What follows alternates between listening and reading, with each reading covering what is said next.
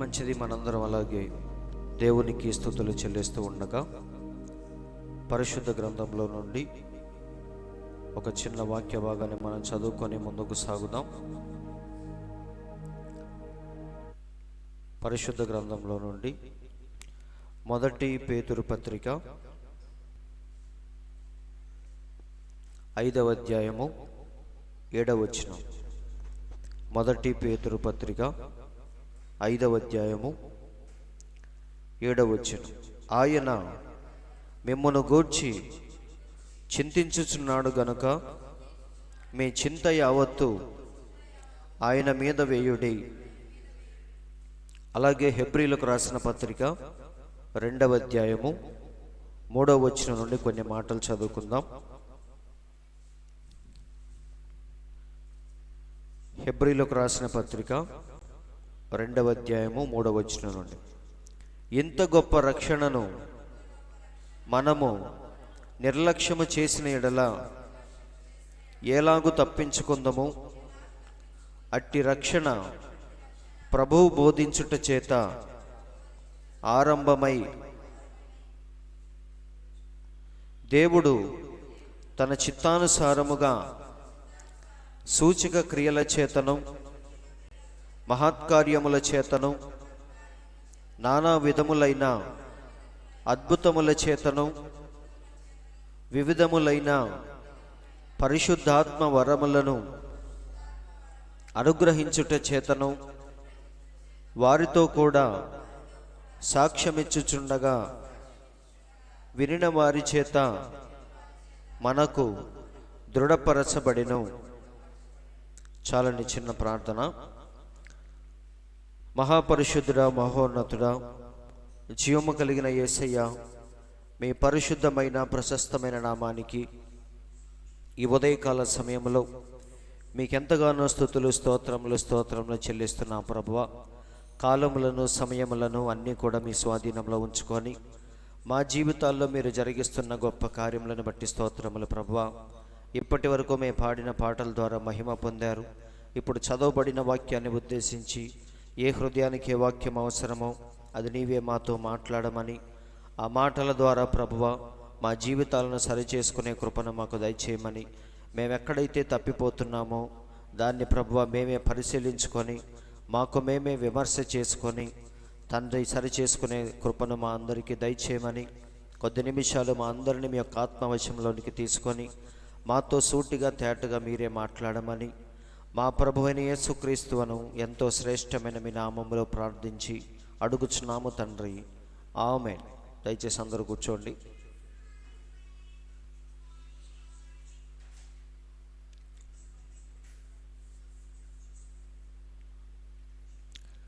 మంచిది. మరి ఈ సమయంలో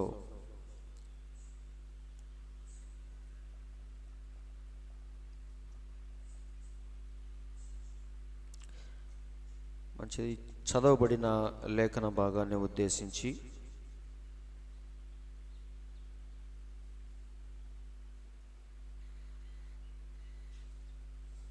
కొద్ది నిమిషాలు ఈ కాలపు ప్రవక్త బోధించిన ఒక చిన్న అంశం, ఆయన చింతించుచున్నాడు, మరి నీవు చింతించుచున్నావా అనే అంశంలో నుండి కొన్ని ప్రాముఖ్యమైన విషయాలు మనం మాట్లాడుకుందాం. మరి అందరూ వినటానికి సిద్ధంగా ఉన్నారు కదా? నిజంగా దేవుడు మనల్ని ప్రేమించి ఎంతో చక్కని సమయాన్ని మనకు అనుగ్రహించాడు. మరి కరెంటు అంతరాయం రావటం వల్ల కొంచెం లైవ్ లేటుగా స్టార్ట్ చేసాం, దయచేసి గమనించండి. మరి ఏది ఏమైనప్పటికీ మన దేవుడు మనల్ని ప్రేమించి ప్రతి విషయంలో నెట్ బాగా స్లోగా ఉందన్న.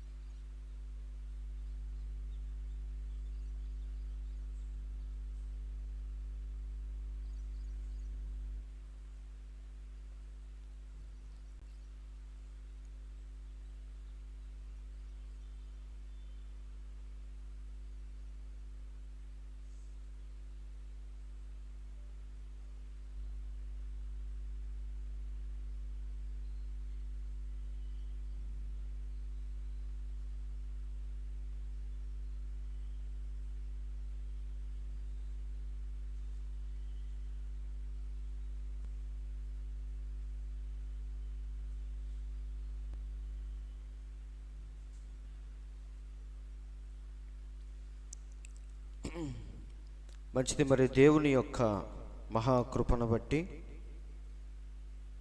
మళ్ళీ ఈ స్థలంలో కూడుకోవటానికి దేవుడు ఎంతో కృప చూపించాడు. మరి ఈ సమయంలో దేవుడు తన పిల్లల పట్ల ఎలాంటి కృపను ప్రేమను కలిగి ఉన్నాడో మనం ఆల్రెడీ మాట్లాడుకున్నాం. దైవికమైన ప్రేమ ప్రసరించినప్పుడు శ్రేష్టమైన కృప దాని స్థానాన్ని తీసుకుంటుందని ఆల్రెడీ మనం మాట్లాడుకున్నాం. అయితే మరి చాలామంది క్రైస్తవులు, మరి ముఖ్యముగా మరి దేవుని పిల్లలు ఎప్పుడూ కూడా దేవుని యొక్క ప్రేమను అర్థము చేసుకోవటంలో వారెప్పుడు కూడా విఫలమైపోతూ ఉన్నారు. వారెప్పుడు కూడా దేవుని యొక్క ప్రణాళికను, దేవుని యొక్క ప్రేమను అర్థం చేసుకోలేని పరిస్థితిలోనే దేవుని పిల్లలు కొన్నిసార్లు మరి దేవుడు మమ్మల్ని విడిచిపెట్టేశాడు, దేవుడు మమ్మల్ని పట్టించుకోవట్లేదని చాలామంది అనుకుంటూ ఉంటారు. ఇశ్రాయేలీయులు అందరూ ఐగుప్తు దేశంలో 400 సంవత్సరాలు బానిసలుగా ఉన్నప్పుడు వారు అనుకుంటున్న ఏంటంటే దేవుడు మమ్మల్ని పూర్తిగా విడిచిపెట్టేశాడని వాళ్ళు అనుకుంటున్నారు. కానీ దేవుడు ఎప్పుడు కూడా వారిని విడిచిపెట్టలేదు. ఈ 400 సంవత్సరాలు దేవుడు వారి గురించి ఆలోచిస్తూనే ఉన్నాడు. అవునా? మన దేవుడు అందుకే బైబిల్లో ఏమనుందంటే ఇశ్రాయేలును కాపాడువాడు కునుకడు నిద్రపోడు అని.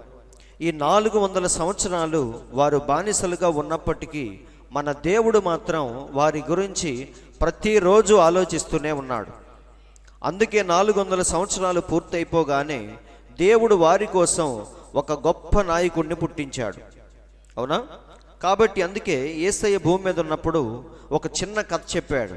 ఏంటదంటే ఒక కఠినమైన రాజు ఉండేవాడంట. లూకా సువార్త ఒకసారి చూద్దాం. 18వ అధ్యాయంలో దేవుడు చెప్తున్నాడు. లూకా సువార్త 18వ అధ్యాయము మరి 2 నుంచి మనం చూస్తే మనకు అర్థమవుతుంది. మరి యేసయ్య ఒక రాజు గురించి మాట్లాడుతున్నాడు. ఆ రాజు ఎలాంటి వాడంటే ఎవ్వరికి భయపడినవాడు, ఎవ్వరిని లెక్క చేయనివాడు. దేవునికి భయపడ్డంట, మనుషుల్ని కూడా లెక్క చేయడంట. అలాంటి రాజు దగ్గరికి ఒక విధవరాలు వచ్చి, ఒక స్త్రీ వచ్చి తన సమస్య గురించి ఆయనతో చెప్పుకుంటూ ఉంది. అయితే ఆయన ఆమెను పట్టించుకోవట్లేదు.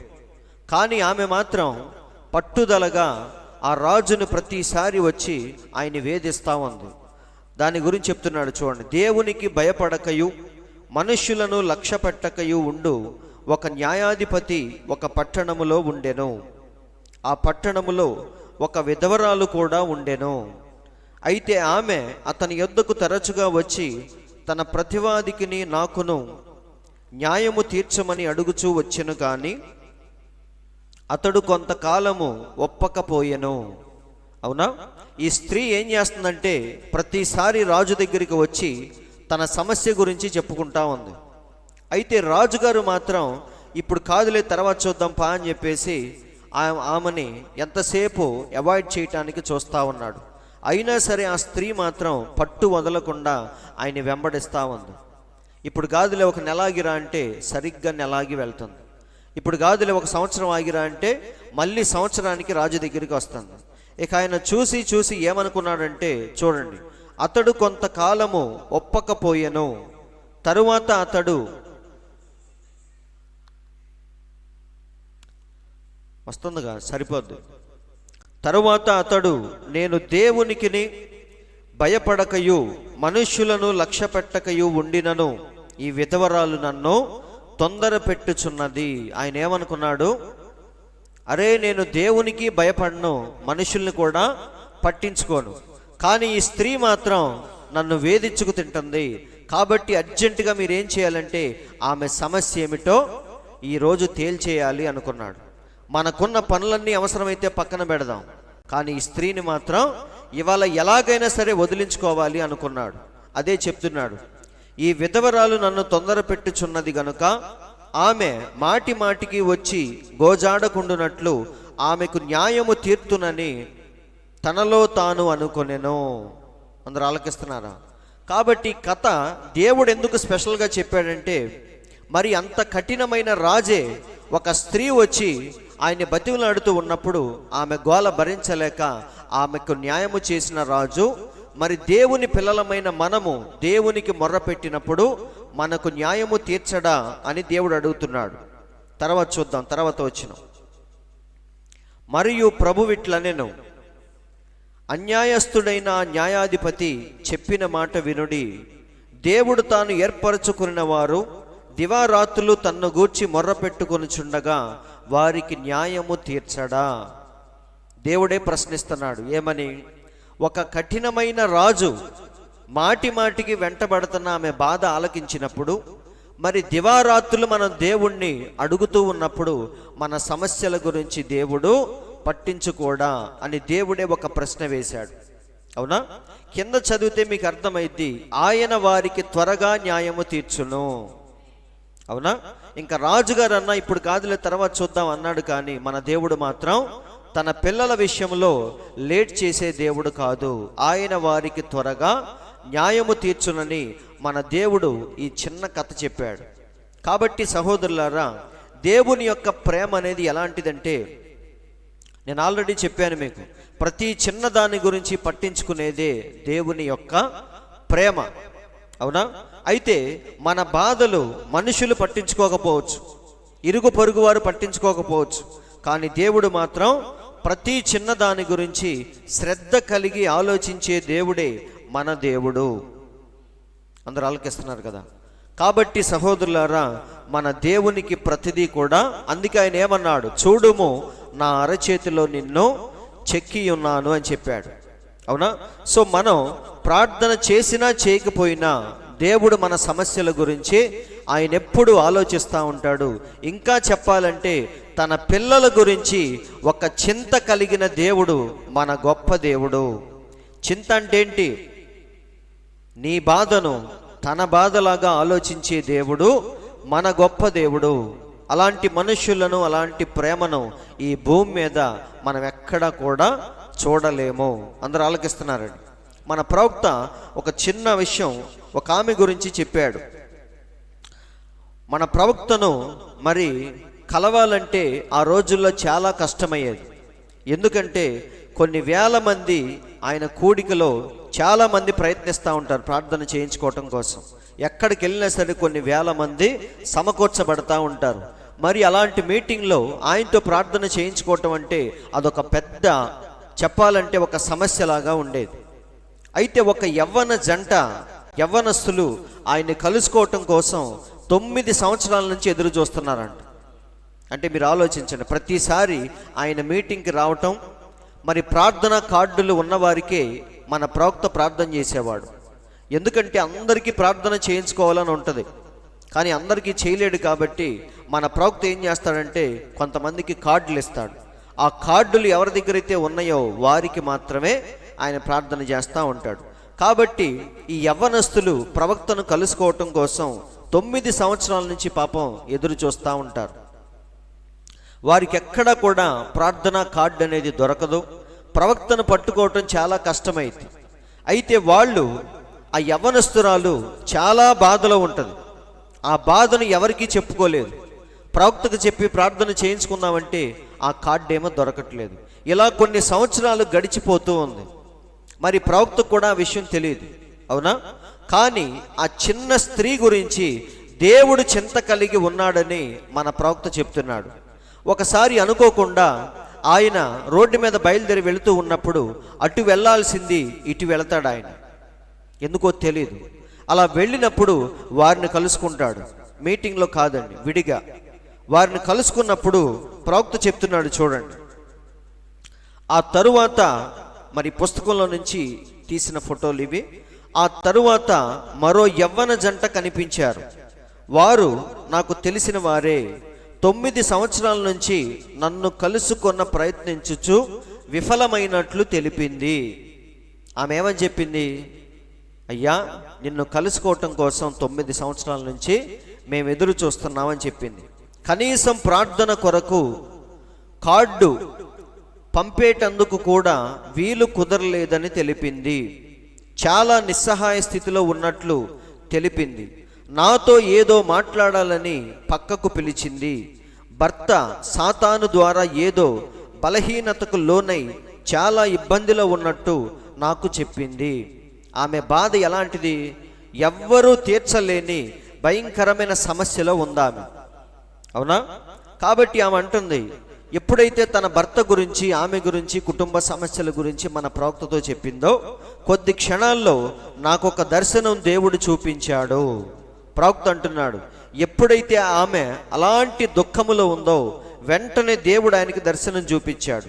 అందులో ఆ స్త్రీ ఎంతో హృదయ భారముతో, నిరాశతో, చూడండి, నిరాశతో కనిపించింది.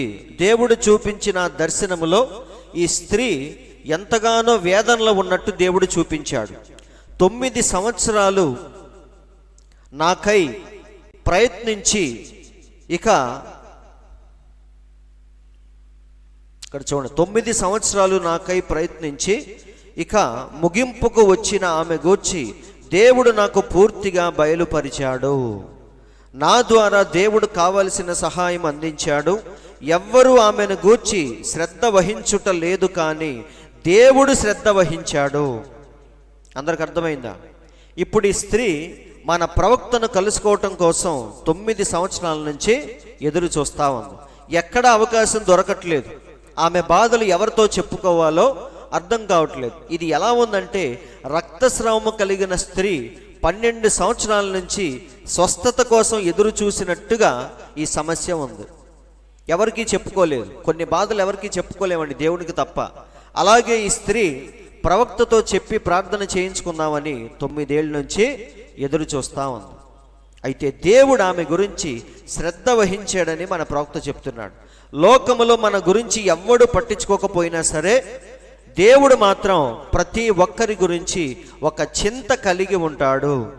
అందుకే మనం పాట కూడా పాడతాం, ఏమని? చేయి పట్టి వెన్ను తట్టి చక్కని ఆలోచన చెప్పి నడిపిస్తాడు నా దేవుడు అని. అవునా? మన గురించి ఎవరు పట్టించుకోకపోయినా నేను ఓదార్చేవారు ఒకరున్నారని వాస్తవం తెలుసుకొని పాట పాడతాం కదా. నిజమే అది. మన బాధలు కొన్ని ఎవరికి చెప్పుకోలేం, కానీ దేవుడు మాత్రం మన ప్రతి బాధ గురించి చింత వహించేవాడు. చింత అంటే ఏంటి? నీ గూర్చి ఆయన బాధపడేవాడు, చింత వహించేవాడు. నీకేం చేయాలో ఎప్పటికప్పుడు ఆయన ఆలోచిస్తూ ఉండే దేవుడే మన గొప్ప దేవుడు. ఈ చిన్న యవ్వనస్తురాలు గురించి ఎవరికీ తెలియదు, కానీ దేవుడు మాత్రం 9 సంవత్సరాల తర్వాత ఆమె సమస్యకు దేవుడే పరిష్కారం చూపించాడు. కాబట్టి సహోదరులారా, ఎప్పుడు కూడా దేవుడు మనకు దూరముగా ఉన్నాడు, దేవుడు మనల్ని విడిచిపెట్టాడని మనం బాధపడాల్సిన పని లేదు. అందుకే బైబిల్లో ఒక చక్కని మాట ఉందో చూద్దాం. మరి నేను ఇక్కడ పెట్టలేదు, అది చూసి మనం ముందుకెళ్దాం. యెషయా గ్రంథము 59వ అధ్యాయము మొదటి నుంచి చూస్తే కొన్ని మాటలు మనం చూద్దాం. యెషయా గ్రంథం 59వ అధ్యాయము మొదటి నుంచి. రక్షింప నేరక ఉండునట్లు యెహోవా హస్తము కురచ కాలేదు. అవునా? ఇప్పుడు చాలామంది అనుకునేది ఏంటంటే, లోకములో ఇన్ని వేల మంది, ఇన్ని కోట్ల మంది వారి వారి సమస్యలు దేవునికి చెప్పుకుంటా ఉంటే ఎవరి బాధలు ఆయన ఆలకిస్తాడు, ఎవరికి ఆయన న్యాయము తీరుస్తాడు అని కొంతమంది ఆలోచిస్తూ ఉంటారు. అవునా? పాపం, దేవునికి ఇన్ని విన్నపాలు, ప్రతిరోజు ఇంతమంది సమస్యలు దేవునికి చెప్పుకుంటుంటే పాపం ఎవరి సమస్య అని ఆయన వింటాడు, ఎవరికి న్యాయము తీరుస్తాడు? అవునా? మనం ఏం చేస్తాం చెప్పండి? ఎవడో ఒకటి గురించి ఆలోచిస్తాం. ఇద్దరు ఒకేసారి మాట్లాడుతుంటే ఎలా ఉంటుంది మనకి? అవునా? బైబిల్లో చక్కగా రాయబడింది చూడండి. రక్షింప నేరక ఉండునట్లు యెహోవా హస్తము కురచ కాలేదు. ఆయనదేమీ చిన్న చేయి కాదు. అవునా? చాలామంది ఏం చేస్తారు చెప్పండి?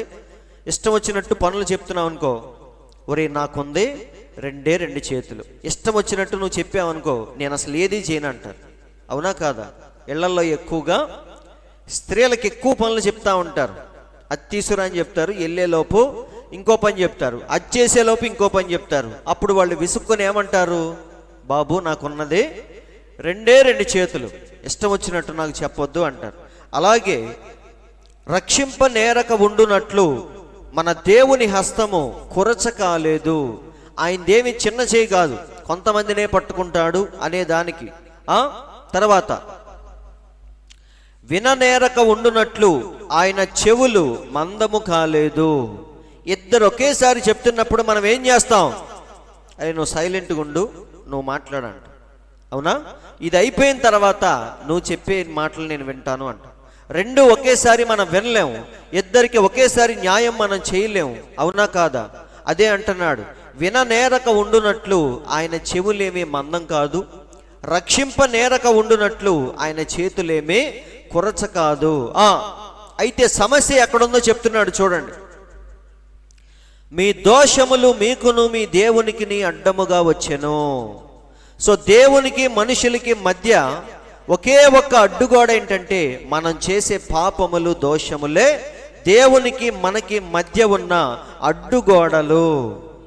అందరూ ఆలకిస్తున్నారండి. దేవునికి మనం అంటే చాలా ప్రేమ, మరి ఎందుకని ప్రార్థన చేస్తే మన దగ్గరికి రాడు? అవునా? ఆది కాండములో ఏదైనా తోటలో ప్రతి చల్లపూట దేవుడే ఆదాము దగ్గరికి వచ్చిన దేవుడు ఇప్పుడు ఎందుకు మన దగ్గరికి రావట్లేదు? ఎందుకంటే చక్కగా చెప్తున్నాడు చూడండి, మీ దోషములు మీకును మీ దేవునికి అడ్డముగా వచ్చెను, మీ పాపములు ఆయన ముఖమును మీకు మరుగుపరచెను గనుక ఆయన ఆలకింపకున్నాడు. ఆయన ఎందుకని మన ప్రార్థన వినట్లేదంటే దేవునికి మనకి మధ్య ఏమున్నాయి? మనం చేసే తిరుగుబాటు, మనం చేసే పాపాలు, మన యొక్క మూర్ఖ స్వభావము, ఇదంతా కూడా దేవునికి మనకి ఏమైంది? ఒక పెద్ద అడ్డుగోడలాగా ఉంది. కాబట్టి మనం చేసే ప్రార్థన అయినా వినట్లేదు, మన సమస్యలను దేవుడు పట్టించుకోవట్లేదు. అందరూ ఆలకిస్తున్నారండి. కానీ మనమంటే దేవునికి చాలా శ్రద్ధ, ప్రేమ. ఇంకా చెప్పాలంటే మన గూర్చి చింతించే ఒకే ఒక్క వ్యక్తి ఎవరంటే మన దేవుడు. అందరూ ఆలకిస్తున్నారండి. తల్లిదండ్రులు కూడా ఏం చేస్తారు? వారి వారి బాధ్యతలను జరిగించి మనకు పెళ్లి చేసి వదిలించుకొని పక్కెళ్ళిపోతారు. అవునా కాదా? ఎవరైనా అంతే. కానీ ముదిమి వచ్చు వరకు మనల్ని ఎత్తుకొని ముద్దాడే ప్రేమ ఒక్క దేవునిది మాత్రమే. అవునా? కాబట్టి ఫస్ట్ నేను చెప్పేది ఏంటంటే మన గురించి చింత వహించేవాడు, బాధపడేవాడు, శ్రద్ధ తీసుకునేవాడు ఒకడున్నాడని మనం ఎప్పుడు కూడా గుర్తుపెట్టుకోవాలి. అందరూ ఆలకిస్తున్నారండి. అయితే మరి ఎందుకు ప్రార్థన చేయగానే ఆయన ఎందుకు రావట్లేదు? ఎందుకు మన మొర ఆలకించట్లేదంటే దేవునికి మనకి మధ్య ఏమున్నాయి? ఏవో అడ్డుగోడలు ఉన్నాయి. వాటన్నిటిని ఎప్పుడైతే మనం తీసేస్తామో ఖచ్చితంగా దేవుని యొక్క వెలుగు, మన ప్రవక్త చక్కగా చెప్తున్నాడు, ఈరోజు ఎండ రాలేదంటే సూర్యుడు రాలేదని అర్థం కాదు. సూర్యుడు ఆల్రెడీ వచ్చాడు, ఆయన పైన ఉన్నాడు. మరి ఎందుకు నీకు ఎండ పడట్లేదంటే నీకు సూర్యునికి మధ్య ఏమున్నాయి? కారు మేఘాలు కమ్ముకొని ఉన్నాయి. కాబట్టి సూర్యుని యొక్క వెలుగును నువ్వు చూడలేకపోతున్నావు. ఎప్పుడైతే మేఘాలన్నీ పక్కకు వెళ్ళిపోతాయో ఖచ్చితంగా సూర్యుని యొక్క వెలుగేంటో నువ్వు చూస్తావు. అందరూ ఆలకిస్తున్నారండి. కాబట్టి సహోదరులారా, దేవుని యొక్క చింత ఎలాంటిదంటే ప్రతి చిన్నదాని గురించి ఆయన బాధ్యత వహించేవాడు, పట్టించుకునేవాడు. ఇంకా చెప్పాలంటే మన గూర్చి, అందుకే ఆయన 100 గొర్రెల కథ చెప్పాడు. అవునా? ఒక ఆయనకి ఎన్ని గొర్రెలు ఉన్నాయి? 100 గొర్రెలు ఉన్నాయి. అందులో ఒక గొర్రె ఏమైంది? తప్పిపోయింది. అప్పుడు లెక్కైతే ఏం చేయాలి కాపరి? అంతే కదా, సముద్రంలో నుంచి చెంబుడు నీళ్లు తీస్తే ఏమైనా తేడా వచ్చిద్దా? ఏమీ రాదు. అలాగే 100 గొర్రెల్లో ఒక గొర్రె చచ్చిపోతే ఎవరికి ఏమనిపించదు. కానీ నిజమైన కాపరి ఏం చేస్తాడంట? ఈ ఒక్క గొర్రె కోసం 99 గొర్రెల్ని విడిచిపెట్టి ఒక్క దాని కోసం పరిగెత్తుతాడు. అవునా? ఆ ఒక్క గొర్రెని గురించి ఆయన చింత వహిస్తాడు, కూర్చొని బాధపడతాడు, దొరికే వరకు వెతుకుతూనే ఉంటాడు. దొరికిన తర్వాత దాన్ని తీసుకొచ్చి మళ్ళీ మందలో కలిపి అప్పుడు ఆనందిస్తాడు. ఇదంతా ఎందుకు చెప్పాడంటే ఆ గొర్రెల కాపరి ఎవరో కాదు కానీ మన ప్రభు అయిన యేసుక్రీస్తు. మనం తప్పిపోయినప్పుడు దేవుడు ఏమనుకున్నాడు? ఇన్ని కోట్ల మందిలో ఒకడు తప్పిపోతే నాకెందుకులే అనుకున్నాడా? గెత్సెమనే తోటలో ఆయన చేసిన ప్రార్థన ఒక్కసారి మీరు జ్ఞాపకం చేసుకోండి. ఏమంటున్నాడు ఆయన? తండ్రి, నీవు నాకు అప్పగించిన వారందరినీ కాపాడాను, ఒక్కడిని తప్ప అన్నాడు. అవునా? నాశన పుత్రుని తప్ప అందరినీ కాపాడాను అని చెప్పాడు. కాబట్టి మన దేవుడు ఏంటంటే ఒక గొర్రె తప్పిపోతే పోన్లే అనుకునే దేవుడు కాదు ఆయన. ఖచ్చితంగా దానికోసం ఆయన వెతుకుతాడు. వింటున్నారా? ఒకసారి యోన నినివేకి వెళ్ళమంటే తర్షీషుకు వెళ్ళే ఓడ ఎక్కాడు.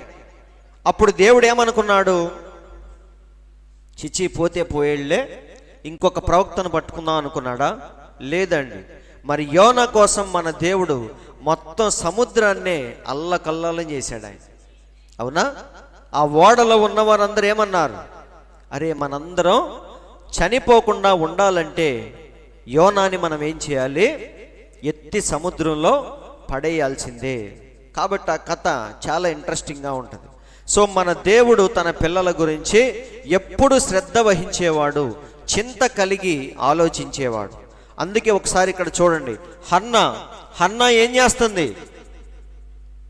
ఆమె బాధ పట్టించుకునేవాడు లోకంలో ఎవ్వరూ లేరు. ఆఖరికి భర్త దగ్గరికి వెళ్ళి ఏడ్చింది. ఏమని? నాకు పిల్లలు కావాలి అని. ఎందుకంటే తన హన్నా పెనిన్నా, తన భర్తకు 2 భార్యలు. ఆమె ఏం చేస్తుంది? ఆమెకేమో దేవుడు పిల్లల్ని ఇచ్చాడు, ఏమకేమో పిల్లల్ని ఇవ్వలేదు.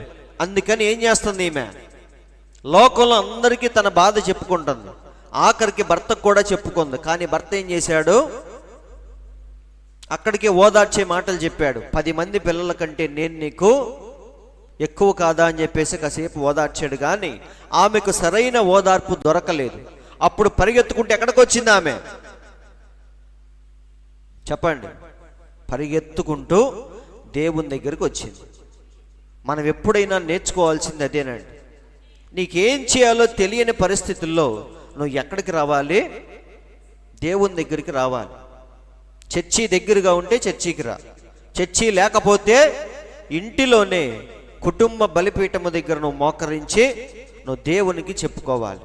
వింటున్నారండి? ఎందుకంటే నీ బాధలు శ్రద్ధగా ఆలకించేవాడు ఆయనే. భర్త కూడా ఏం చేస్తాడు? చూద్దాంలే, రేపు డాక్టర్ దగ్గరికి వెళ్దాంలే అంటాడు. అవునా? పడిపోయే స్థితిలో మనం ఉంటే ఏం చేస్తారు? తీరికుంటే హాస్పిటల్కి తీసుకెళ్తాడు, తీరిక లేకపోతే వెళ్ళిపోతాడు. కానీ దేవుడు మాత్రం నువ్వెంతసేపు నీ బాధలు చెప్పినా సరే ఆయన కూర్చొని ఆలకిస్తూ ఉంటాడు. వింటున్నారండి? యాకోబు ఏం చేశాడు? రాత్రంతా చెప్తూనే ఉన్నాడు. అవునా? పొద్దున్నే దేవుడు చేయమంటున్నాడు, పొద్దు గుంకింది, నేను తెల్లవారిపోయింది, నేను వెళ్ళాలి, వెళ్ళనివ్వు అని అడుగుతున్నాడు. కానీ యాకోబు ఏమన్నాడు? నన్ను దీవించే వరకు నేను వెళ్ళనివ్వను అని చెప్పాడు. కాబట్టి ఇక్కడ హన్నా ఎక్కడికి వచ్చిందంటే దేవుని దగ్గరకు వచ్చింది. అవునా? ఆమె బాధ అంతా ఎవరితో చెప్పుకుందంటే దేవునితో చెప్పుకుంది. అప్పుడు దేవుడు ఏం చేశాడు? ఇందాక ఒక రాజు గురించి మనం విన్నాం. రాజు ఏమన్నాడు? ఇప్పుడు కాదులే, ఒక వారం ఆగిరా అన్నాడు. వారం తర్వాత మళ్ళీ వచ్చింది. ఇప్పుడు కాదులే, ఒక సంవత్సరం ఆగిరా అన్నాడు. మళ్ళీ సంవత్సరం తర్వాత వచ్చింది.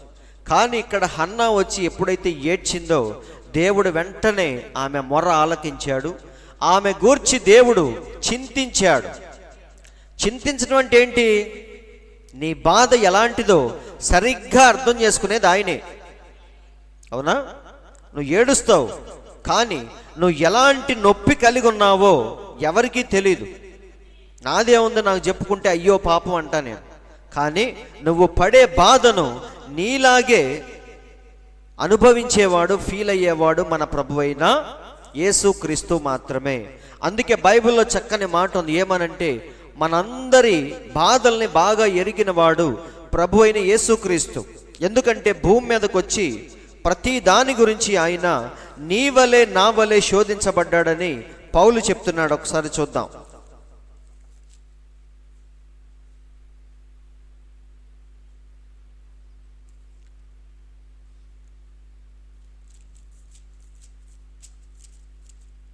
ఒక్క మాట చదువుకొని మనం ముందుకెళ్దాం.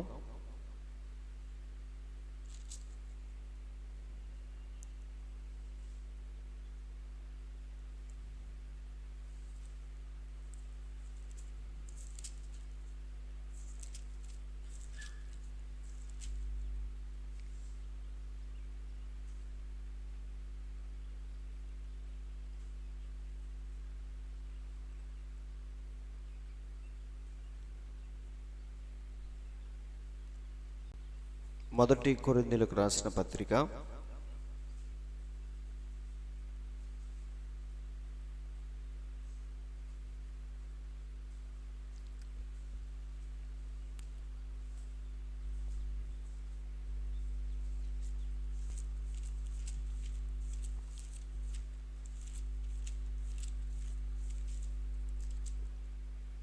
క్షమించండి, హెబ్రీలకు రాసిన పత్రిక 2వ అధ్యాయము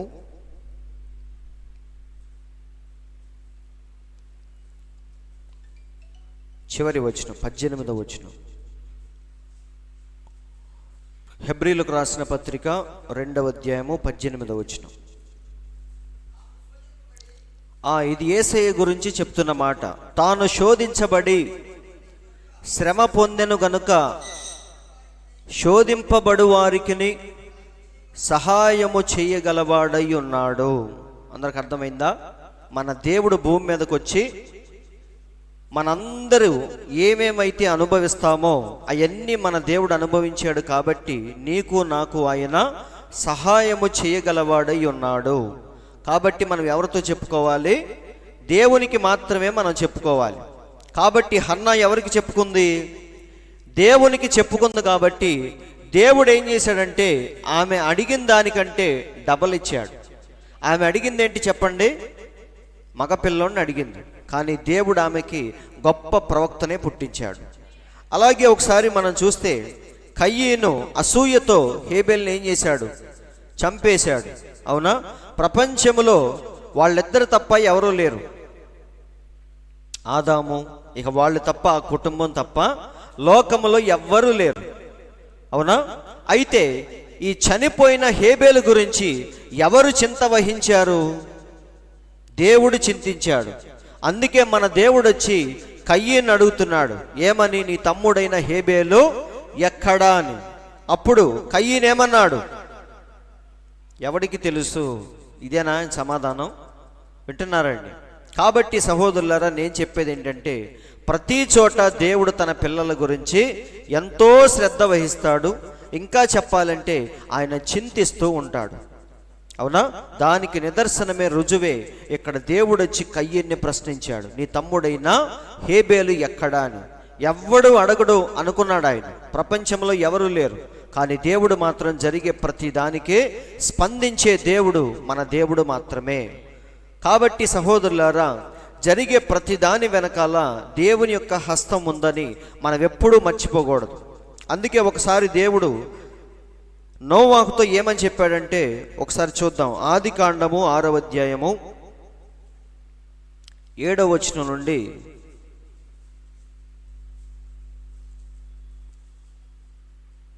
ఆదికాండము. అప్పుడు యెహోవా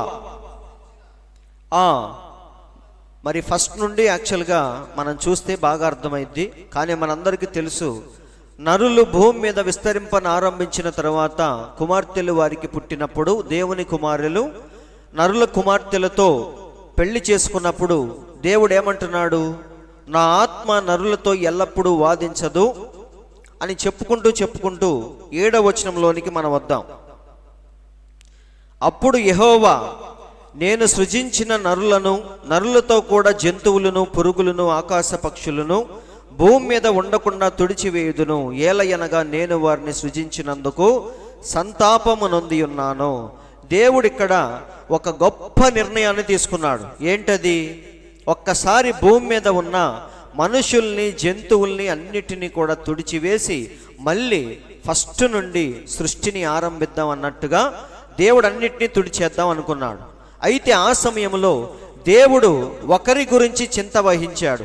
ఎవరైనా? నోవాహు గురించి మన దేవుడు చింత వహించాడు. కాబట్టి ఈ సృష్టి మొత్తాన్ని నాశనం చేసేటప్పుడు నోవాహును మాత్రం ఎలా తప్పించాలని దేవుడు ఒక గొప్ప ప్రణాళికను కలిగి ఉన్నాడు. ఒకసారి చూద్దాం 8వ వచనం. అయితే నోవాహు యెహోవా దృష్టి యందు కృప పొందినవాడాయను. కాబట్టి 13 ఒకసారి చూద్దాం. 6:13. దేవుడు నోవాహుతో, కాబట్టి దేవుడు అందరినీ నాశనం చేయాలనుకున్నాడు. నోవాహును మాత్రం ఎలా తప్పించాలని ఒక గొప్ప ఆలోచన కలిగి ఉన్నాడు. అవునా? మన దేవుడు చింతిస్తున్నాడు అనే దానికి ఒక రుజువే నోవాహు కట్టిన ఓడ. అందరు ఆలకిస్తున్నారండి. సమస్త శరీరుల మూలముగా భూమి బలాత్కారముతో నిండి ఉన్నది గనుక చూడండి, ప్రపంచంలో ఎక్కడ మంచి అనేది లేదు. అప్పుడు ఎక్కడ చూసినా పాపపు వాసనతో నిండిపోయింది. ఈరోజు ప్రపంచం కూడా ఎలా ఉందంటే అలాగే అడుగడుగున పాపముతో అన్యాయముతో నిండిపోయి ఉందంట. అందుకే మన దేవుడు ఏమన్నాడంటే, నోవాహు దినాల్లో జరిగినట్టుగా నా రాకడ దినాల్లో జరిగిద్ది అన్నాడు. కాబట్టి అప్పుడు ఎలా ఉంది ప్రపంచం? సమస్త శరీరుల మూలముగా భూమి బలాత్కారముతో నిండి ఉన్నది గనుక నా సన్నిధిని వారి అంతము వచ్చి ఉన్నది. ఇదిగో వారిని భూమితో కూడా నాశనము చేయుదును. చూడండి, దేవుడు చెప్పిన మాట ఏంటి? వారిని మాత్రమే కాదు, ఈ భూమిని కూడా ఒక్కసారి శుద్ధి చేయాలి అనుకున్నాడు. అంటే వారి పాపం ఎంత భయంకరంగా పెరిగిపోయిందో మీరు ఆలోచించండి. అవునా? దేవుడు చూశాడు. ఇక ఏమనుకున్నాడు? మనుషుల్ని, భూమిని మొత్తాన్ని ఒక్కసారి శుభ్రం చేయాలి అనుకున్నాడు. కానీ మన దేవుడు నోవాహు గురించి మాత్రం ఆయన చింత కలిగి ఉన్నాడు. అందుకే అయితే నోవాహు యెహోవా దృష్టి యందు కృప పొందాడు కాబట్టి ఏమంటున్నాడు? చితిసారకపు మానుతో నీ కొరకు ఓడను చేసుకొనుము. కాబట్టి దేవుడు ఏమంటున్నాడు? నోవాహును ఎలాగైనా సరే తప్పించాలి అనుకున్నాడు. అందుకే నోవాహుతో ఆ ఓడను ఎలా కట్టాలో దేవుడే దగ్గరుండి చెప్తున్నాడు. ఇప్పుడు లెక్క అయితే ఒక ఓడను నిర్మించుకో అని చెప్పి వెళ్ళిపోవాలి. అప్పుడు నోవాహు ఎలాగోలా కుటుంబానికి సరిపోయినట్టుగా ఒక చిన్న ఓడ కట్టుకునేవాడు. కానీ దేవుని యొక్క ఆలోచన చూడండి, మనుషులందరూ చనిపోయిన తర్వాత మళ్ళీ నోవాహు కుటుంబముతో ఈ భూమి ఏమవ్వాలి? విస్తరించాలి. అలాగే కొన్ని జంతువుల్ని, పక్షుల్ని కూడా దేవుడు కాపాడాలి. కాబట్టి ఆ ఓడను దేవుడు 3 అంతస్తులుగా కట్టమని చెప్పాడు. అవునా? అది ఎంత పొడుగుండాలో, ఎంత వెడల్పు ఉండాలో మొత్తం దేవుడే చెప్పాడు. ఈ కథ మనందరికీ తెలుసు. అవునా? లాస్ట్లో ఏం పూయమన్నాడు? కీలు పూయమన్నాడు. కాబట్టి ఇంత పక్కాగా దేవుడు ఎందుకు ఆ ఓడను తయారు చేస్తున్నాడంటే, ప్రపంచంలో ఏది కూడా కొండలు సైతం మునిగిపోయినాయి అని బైబిల్లో రాయబడింది. 40 రోజులు ప్రచండముగా వర్షము కురిస్తే కొండలు కూడా మునిగిపోయినాయి. అవునా? కానీ దేవుడు ఇంత భయంకరమైన పరిస్థితిలో కూడా నోవాహును రక్షించటానికి ఆయన ఒక గొప్ప ప్రణాళికను కలిగి ఉన్నాడు. అందుకే కరెక్ట్గా మూరలతో సహా దేవుడు చెప్పాడు. 30 మూరల పొడుగుండాలి, 50 మూరల వెడల్పు ఉండాలి, 30 మూరలు ఎత్తుండాలి అని చెప్పాడు. 3 అంతస్తులుగా దాన్ని కట్టాలి. కిటికీ ఎక్కడ కట్టాలి? పైన పెట్టాలి. ఈ ప్లానింగ్ అంతా ఎవరిదంటే స్వయముగా దేవుందే. ఎందుకంటే రాబోయే వర్షము ఎలాంటిదో నోవాహుకి తెలియదు. అవునా? ప్రచండముగా వచ్చే వర్షం ఎన్ని కొండలను ముంచిద్దో, ఎంత విధ్వంసం జరిగిద్దో నోవాహుకి తెలియదు. కానీ దేవునికి బాగా తెలుసు. 180 రోజులు ఆ నీళ్లు భూమి మీద అలాగే ఉన్నాయంట. సో ఇంత భయంకరమైన ప్రళయం నుంచి తప్పించుకోవాలంటే అది ఎలా కట్టబడాలి? దేవుని యొక్క ఆలోచన ద్వారానే ఆ ఓడ కట్టబడాలి. కాబట్టి ఇదంతా ఏంటంటే దేవుడు నోవాహు గురించి ఒక చింత కలిగి ఉన్నాడు. అందరూ ఆలకిస్తున్నారండి. సేమ్ అలాగే మనం చూసుకుంటూ వెళితే సొదొమ గొమొర పట్టణాలని కూడా దేవుడు నాశనము చేసేటప్పుడు ఒకే ఒక్క ఆయన్ని తప్పించాడు. ఎవరైనా? లోతు అనే ఒక నీతిమంతుడిని రక్షించాడు. అందరూ ఆలకిస్తున్నారండి. చూద్దాం ఒకసారి 2వ పేతురు పత్రిక 2వ అధ్యాయము 6వ వచనం. 2వ పేతురు పత్రిక, మరి పేతురు ఇంకా స్పష్టంగా చెప్తున్నాడు. మరి లోతు గురించి ఆది కాండంలో ఉంది, కానీ ఇక్కడ ఇంకా చక్కగా రాయబడింది. మరియు ఆయన సొదొమ గొమొర పట్టణములను భస్మము చేసి ముందుకు భక్తిహీనులగు వారికి వాటిని దృష్టాంతముగా ఉంచుటకై వాటికి నాశనము విధించి. దేవుడు ఏం చేశాడు? సేమ్ అలాగే ఆ పట్టణాన్ని పూర్తిగా నాశనము చేసి ఒకే ఒక వ్యక్తిని తప్పించాడు.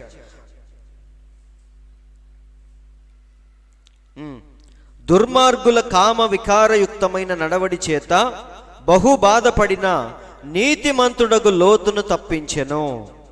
కాబట్టి నేను చెప్పేది ఏంటంటే, ప్రతి చోట దేవుడు ఒకదాన్ని నాశనము చేసేటప్పుడు తన పిల్లల్ని మాత్రం ముందు అందులో నుంచి వారిని తప్పించిన తర్వాతే ఆ దేశాన్ని కానీ పట్టణాన్ని కానీ దేవుడు నాశనము చేశాడు. అంటే మన దేవుడు తన వారిని గురించి ఎంతో శ్రద్ధ కలిగి, ఎంతో చింత కలిగి ఉన్నాడని ఇవన్నీ మనకి చూపిస్తూ ఉన్నాయి. కాబట్టి దేవుడు లోతును తప్పించాలనుకున్నాడు. అందుకే 2 దూతలను పంపించాడు. వారు వెళ్ళి లోతు తడవు చేస్తున్నా సరే ఏం చేశారు వాళ్ళు? ఇప్పుడు లెక్క అయితే తడువు చేస్తుంటే ఏం చేయాలి?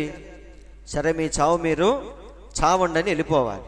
కానీ వాళ్ళు ఏం చేశారంటే, ఎందుకంటే దేవుడు అబ్రహాముతో మాట ఇచ్చాడు. అబ్రహాం అడిగాడు ఏమని? ఒక్క 10 మంది నీతిమంతులుంటే రక్షిస్తావా అని.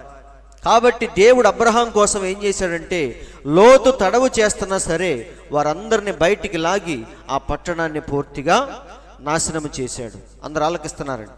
కాబట్టి ఇలా మనం బైబిల్లో చూసుకుంటూ వెళితే ప్రతి చోట ఒకసారి దేవుడు సంహార దూతను పంపించాడు. ఎక్కడికి? ఐగుప్తు దేశాన్ని నాశనం చేయటానికి. వారు ఎంత చెప్పినా వినట్లేదు. మోషే వెళ్ళి సర్పాన్ని చేస్తే నవ్వుకుంటున్నారు. మోషే వెళ్ళి నీటిని రక్తముగా మారిస్తే అది చూసి నవ్వుకుంటున్నారు. అందుకే దేవుడు ఏం చేశాడంటే లాస్ట్లో సంహార దూతను పంపించాడు. అవునా? అది ప్రతి ఇంటిని దర్శిస్తూ ఉంది. గోషేనులో ఉన్న ఇశ్రాయేలీల దగ్గరికి కూడా వెళ్ళింది అది. అందరూ ఆలకిస్తున్నారండి. ఎందుకంటే దానికి ఒకే ఒక్క షరతు. ఏంటది? ఏ ఇంటికైతే రక్తపు గుర్తు లేదో ఆ ఇంటిలోకి వెళ్ళిపోవటం, తొలిసారిగా ఎవరైతే పుట్టారో వారిని నాశనము చేయటమే దానికి తెలిసింది. అవునా? అందుకే దేవుడు మరీ చెప్పాడు, మీరు బతికిపోవాలంటే మీరు ఏం చేయాలి? మీ ఇంటి ద్వార బంధపుల మీద రక్తపు గుర్తు పెట్టుకోండి అని చెప్పాడు. ఒకసారి చూద్దాం. నిర్గమకాండము 12వ అధ్యాయము 12వ వచనం. 12 నిర్గమకాండం.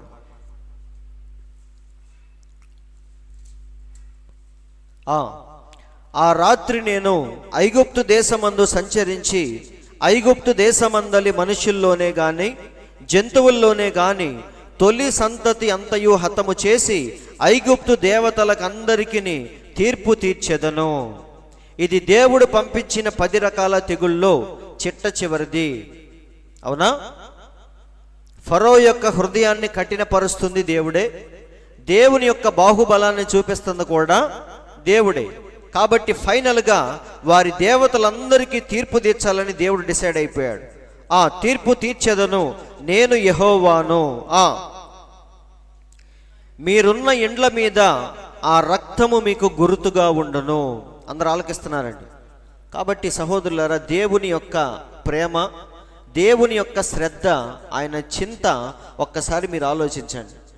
దేవుడు ఎక్కడైనా సరే ఈ ప్రికాషన్ తీసుకోకుండా దేవుడు ఏమీ చేయడు.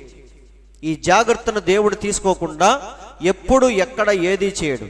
ఆయన ఏం చేసినా సరే ముందు తన పిల్లల్ని ఏం చేశాడు? ఆయన రక్షించుకున్న తర్వాతే ఈ సృష్టిని నాశనం చేశాడు. ఇక్కడ కూడా మీరు చూడండి, మీరున్న ఇండ్ల మీద రక్తము మీకు గుర్తుగా ఉండును. దేవుడు ఎప్పుడు మనలో చూసేది ఏంటంటే ఆ గుర్తే. అవునా? లోపలికి వెళ్ళి ఏమని అడిగాడు? స్నేహితుడా, పెండ్లి వస్త్రము లేకుండా లోపలికి ఎలా వచ్చావని అడిగాడు. అవునా? అంటే వారందరికీ ఆ రాజు ఇచ్చిన గుర్తు ఏంటంటే పెండ్లి వస్త్రము. లోపలికి వచ్చి కూర్చున్న ప్రతి ఒక్కడికి ఏముండాలంటే పెండ్లి వస్త్రం ఉండాలి. కానీ ఒకటి దగ్గర ఆ గుర్తు అనేది లేదు. గుర్తు లేకపోయేసరికి ఆ రాజుగారు నేరుగా ఎక్కడికి వచ్చాడు? వాడి దగ్గరికే వచ్చాడు. అందరూ ఆలకిస్తున్నారు. వచ్చి ఏమని అడిగాడు? పెండ్లి వస్త్రము లేకుండా లోపలికి ఎలా వచ్చావని అడిగాడు. అప్పుడు వాడేం చేశాడంటే మౌనముగా కూర్చున్నాడు. అందరూ ఆలకిస్తున్నారండి. కాబట్టి ఇది చాలా ప్రాముఖ్యమైన విషయం. రేపు దేవుడు తీర్పులో నిలబెట్టి ఒక్కొక్క ప్రశ్న మనల్ని అడుగుతుంటే మనం మౌనముగా ఉండాల్సిందే. అప్పుడు దేవుడు ఏమన్నాడు? వీడి కాళ్ళు చేతులు కట్టేసి తీసుకెళ్ళి బయటపడండి అని చెప్పాడు. కాబట్టి మన దేవుడు ప్రతి ఒక్కరిలో చూసేది ఏంటంటే ఆ యొక్క గుర్తు. అందరూ వింటున్నారండి. కాబట్టి ఈరోజు కూడా మరి చాలామంది క్రైస్తవులు అలా వెళ్ళిపోతూ ఉన్నారు. కానీ దేవుడు మాత్రం ఆ గుర్తు ఎవరి దగ్గర అయితే ఉందో వారిని మాత్రమే ఎత్తబాటులో తీసుకొని వెళ్తాడు. అవునా? గుర్తుగా ఉండును. నేను ఆ రక్తమును చూసి, దేన్ని చూస్తాడు దేవుడు? నువ్వు చేసిన పాపాన్ని కాదు కానీ ఆ రక్తాన్ని చూస్తాడు ఆయన. రక్తము గనక లేకపోతే నీ పాపం ఎలా కనిపించింది? అందుకే యెషయా గ్రంథంలో ఏమనుంది? రండి మన వివాదము తీర్చుకుందాము, మీ పాపములు రక్తము వలె ఎర్రనివైనను అవి హిమము వలె తెల్లబడును. అవునా? మన పాపాలు ఎలాంటి అంట? ఎర్రగా రక్తములాగా ఉన్నాయి. రక్తానికి మళ్ళీ రక్తం ఎప్పుడైతే కలిసిద్దో, ఎరుపు ఎరుపు కలిస్తే ఏమొచ్చింది? తెలుపు వచ్చింది. అందరూ వింటున్నారండి? ఎరుపు ఎరుపు కలిస్తే తెలుపు వచ్చింది. అందుకే దేవుడు ఏమంటున్నాడంటే, మీ పాపములు రక్తము వల్లే ఎర్రనివైనను అవి హిమము వల్లే తెల్లబడును. కాబట్టి సహోదరులారా, దేవుడు మన పాపాలని గనక చూస్తే మనల్ని కనీసం దగ్గరికి కూడా ఆయన రానివ్వడు. అందుకే దేవుడు ఏం చూస్తాడు? రక్తాన్ని చూసే దేవుడు ఆయన. అందుకే హేబేలు ఎప్పుడైతే రక్తము తీసుకుని వెళ్ళాడో దేవుడు వెంటనే అక్కడికి దిగి వచ్చాడు. అవునా? కానీ కయ్యను ఎప్పుడైతే పళ్ళు పలహారాలు తీసుకుని వెళ్ళాడో దేవుడు వాటిని లక్ష్య పెట్టలేదు. చదవండి. నేను ఆ రక్తమును చూసి మిమ్మును నశింపచేయక దాటిపోయేదను. సో దేవుడు నిన్ను వదిలేయాలి అంటే ఖచ్చితంగా అక్కడ ఏముండాలి? చెప్పండి. రక్తం. ప్రధాన యాజకుడు లోపలికి వెళ్ళి ఏం చల్లాలి? 7 సార్లు ప్రోక్షిస్తాడు. దేన్ని? రక్తాన్ని. అక్కడున్న ప్రతి వస్తువును రక్తము చేత శుద్ధి చేయబడాలని మన దేవుడు పెట్టాడు. కాబట్టి సహోదరులారా, ప్రతి పాపాన్ని శుద్ధి చేసేది దేవుని యొక్క రక్తం మాత్రమే. అందుకే పాత నిబంధనలో పాపం చేసిన ప్రతి ఒక్కడు ఏం తీసుకుని వెళ్ళేవాడు?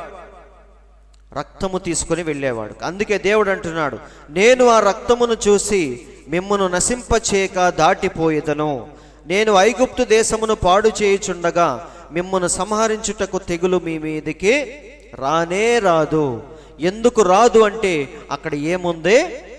రక్తం అనే గుర్తు ఉంది. కాబట్టి దేవుడు ఆ వ్యక్తిని ఖచ్చితంగా విడిచిపెడతాడు. ఎందుకంటే మన దేవుడు చూసేదేంటి?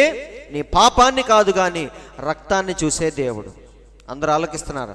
అందుకే మనందరం బతికి బయటపడాలంటే ఎందులో ఉండాలి? క్రీస్తులో ఉండాలి మనం. అందరూ వింటున్నారా?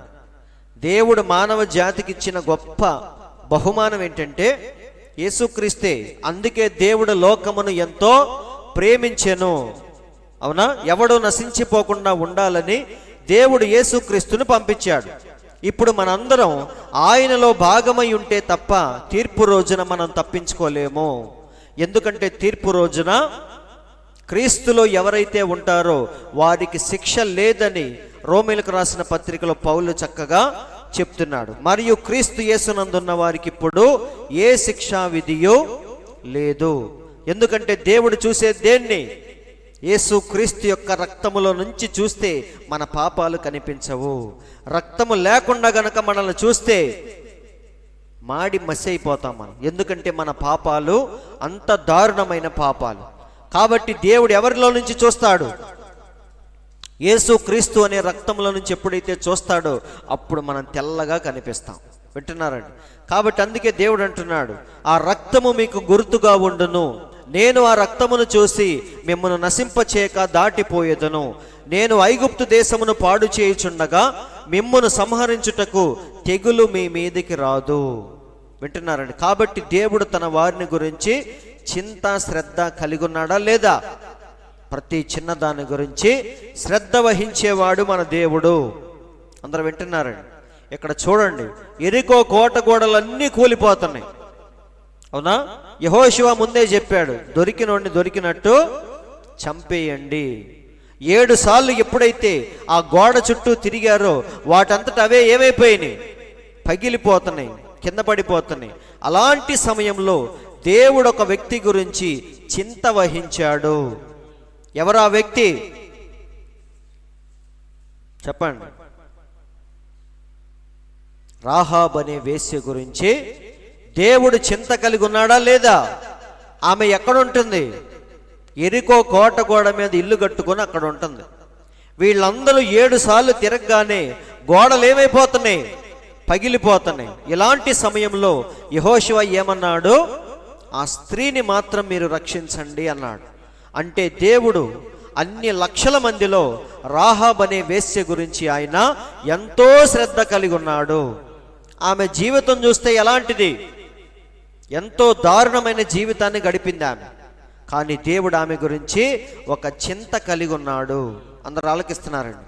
కాబట్టి సహోదరులారా, ఎక్కడైనా సరే నీవు గనక దేవుని యొక్క ఆలోచనలో ఉంటే నువ్వు ఎక్కడున్నా సరే దేవుడు నీ కోసం వస్తాడు. సమరయ స్త్రీ కోసం ఎవరు వెళ్ళారు? ఎర్రటి ఎండలో మన దేవుడు అన్నం తినకుండా ఒక ఆమెను రక్షించడానికి వెళ్ళాడు. అంటే ఆమె గురించి మన దేవుడు చింత కలిగి ఉన్నాడా లేదా? ఎంతో చింతిస్తున్నాడు. కాబట్టి ఆమెను కాపాడింది ఏంటి? ఆ ఎర్రని దారమే ఆమెను రక్షించింది. అవునా? వారు ముందే చెప్పారు ఏమని? కిటికీకి గనక ఆ ఎర్రని దారం ఉంటే ఖచ్చితంగా మేము నిన్ను కాపాడుతాం. ఒకవేళ దారము లేకపోతే నీ ప్రాణానికే మేము ఉత్తరవాదులం కాదు. అందుకే ఆమె ఏం చేసిందంటే ప్రాణం పోయినా సరే ఆ ఎర్రని దారం మాత్రం అక్కడి నుంచి తీయట్లేదు. ఎందుకంటే ఎప్పుడు వస్తారో ఎవరికీ తెలియదు. అవునా? ప్రతిరోజు పొద్దున్నే 6 గంటల నుంచి 9 గంటల వరకు కడదాం, 9 అవ్వంగానే తీసేద్దాం, మళ్ళీ రేపు పొద్దున్నే అలారం పెట్టుకొని 6ంటికి లేచి కడదాం అని ఆమె ఎప్పుడూ అనుకోలేదు. అవునా? ఏ సమయంలో వస్తారో తెలియదు కాబట్టి అది అలా కట్టి ఉంచేసింది. వీళ్ళు కూడా వచ్చి ఏం చూశారు? ఏ కిటికీకి అయితే ఎర్రని దారం ఉందో ఆమెను మాత్రమే రక్షించారు. కాబట్టి సహోదరులారా, ఈ విషయాలన్నీ మనం చూసేటప్పుడు దేవుని యొక్క మనసేంటో, దేవుని యొక్క ప్రణాళిక ఏంటో, తన పిల్లల పట్ల దేవునికి ఉన్న చింత ఏంటో మనకి చక్కగా అర్థమవుతా ఉంది. అర్థమవుతుందా లేదా? వారు చూడండి, ఒకసారి చదువుకొని ముందుకు వెళ్ళిపోదు. యెహోషువ 6:21. వారు పురుషులనేమి స్త్రీలనేమి చిన్న పెద్దలనందరినీ, ఎద్దులను, గొర్రెలను, గాడిదలను, ఆ పట్టణంలోని సమస్తమును కత్తివాత సంహరించిరి. అవునా? అందరినీ సంహరించిరి. అయితే యెహోషువ ఆ వేశ్య ఇంటికి వెళ్ళి, చూడండి ఏమంటున్నాడు? ఆమె ఎలాంటిది? వేశ్య కాదా? అందరూ ఆలకిస్తున్నారండి. దేవుని పిల్లలు, నేను మొన్న ప్రభురాత్రి రోజు చెప్పాను, దేవుని మూలముగా పుట్టిన వారిలో ఏముంటుంది? అజీవం. జో అంటే అర్థం ఏంటి? యేసుక్రీస్తు యొక్క సొంత జీవం అది వారిలో ఉంటుంది. కాబట్టి వారు పాపములో ఉన్న, ఇష్టానుసారంగా తిరుగుతున్నా సరే ఒకరోజు ఏమైందంటే కరడును పిలిచినప్పుడు అది వెంటనే ఏమైంది? తన వారిని గుర్తించింది. కాబట్టి వెంటనే వచ్చేసి ఇక్కడ కూర్చుంటుంది. అందరూ వింటున్నారండి. కాబట్టి రాహాబ్ అనే వేశ్య యెహోషువ చెప్పటం కూడా ఏమని చెప్తున్నాడు? ఆ వేశ్య ఇంటికి వెళ్ళండి, ఆమెను రక్షించండి అని చెప్తున్నాడు. అయితే యెహోషువ ఆ వేశ్య ఇంటికి వెళ్ళి, మీరు ఆమెతో ప్రమాణము చేసినట్లు ఆమెను, ఆమెకు కలిగిన వారందరినీ అక్కడి నుండి తోడుకొని రండని దేశమును వేగు చూచిన 2 మనుషులతో చెప్పగా, కాబట్టి వారు ఏం చేశారు? వెళ్ళి దేన్ని చూశారు? ఏ ఇంటికి ఎర్రని దారం ఉంటుందో చూసి ఆ ఇంటి వారిని రక్షించారు. అందరూ ఆలకిస్తున్నారు కదా. కాబట్టి సహోదరులారు, ఇదంతా ఏంటంటే దేవుని పిల్లల పట్ల ఆయనకున్న శ్రద్ధ, ప్రేమ. ఇంకా మన ప్రవక్త చెప్పాలంటే చింతిస్తున్నాడు అని చెప్తున్నాడు. దేవుడు తన పిల్లల గురించి చింతిస్తున్నాడు. చింతించడం అంటే ఏంటి? మనకెప్పుడు ఏం చేయాలా అని చెప్పేసి దేవుడు పరిపరి విధాలుగా ఆయన ఆలోచిస్తూ ఉంటాడు. అవునా? అందుకే మన దేవుణ్ణి ఎత్తైన కొండ శిఖరం మీదకి దెయ్యం తీసుకుని వెళ్ళి ఏమని చెప్పింది? నువ్వు ఎక్కడి నుంచి దూకు, నీ కాలు భూమికి తగలకుండా దేవదూతలు వచ్చి నిన్ను పట్టుకుంటారని బైబిల్లో రాయబడి ఉందని చెప్పిందా? చెప్పలేదా? నిజమేనండి, బైబిల్లో రాయబడి ఉంది. ఏమని? మన గురించి దేవుడు తన దూతలకు ఆజ్ఞాపిస్తాడంట. దూతలు ఎప్పుడు ఏం చేస్తూ ఉంటే మన చుట్టూ ఉండి, అందుకే మీకు తెలియదు, ఒక్కొక్కసారి ఏదో వచ్చి నీ మీద పడేటట్టుగా ఉంటుంది, కానీ ఎవరో తప్పించినట్టుగా ఆ యాక్సిడెంట్ నిన్ను తప్పించుకొని వెళ్ళిపోద్ది. వింటున్నారండి? ఏదో వచ్చి నిన్ను గుద్దినట్టే అనిపించింది, కానీ ఎవరో వచ్చి తప్పించినట్టుగా ఆ యాక్సిడెంట్ అలా తప్పిపోయింది.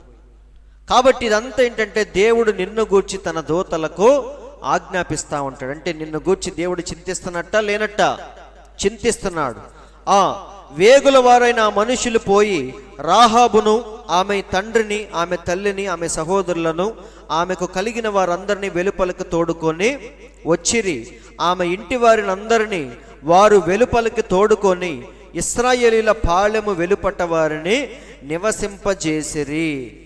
అందరూ ఆలకిస్తున్నారండి. అప్పుడు వారు ఆ పట్టణమును దానిలోని సమస్తమును అగ్ని చేత కాల్చివేసిరి. చాలా జాగ్రత్తగా చూడండి. ఫస్ట్ వాళ్ళు చేసిన పనేంటి?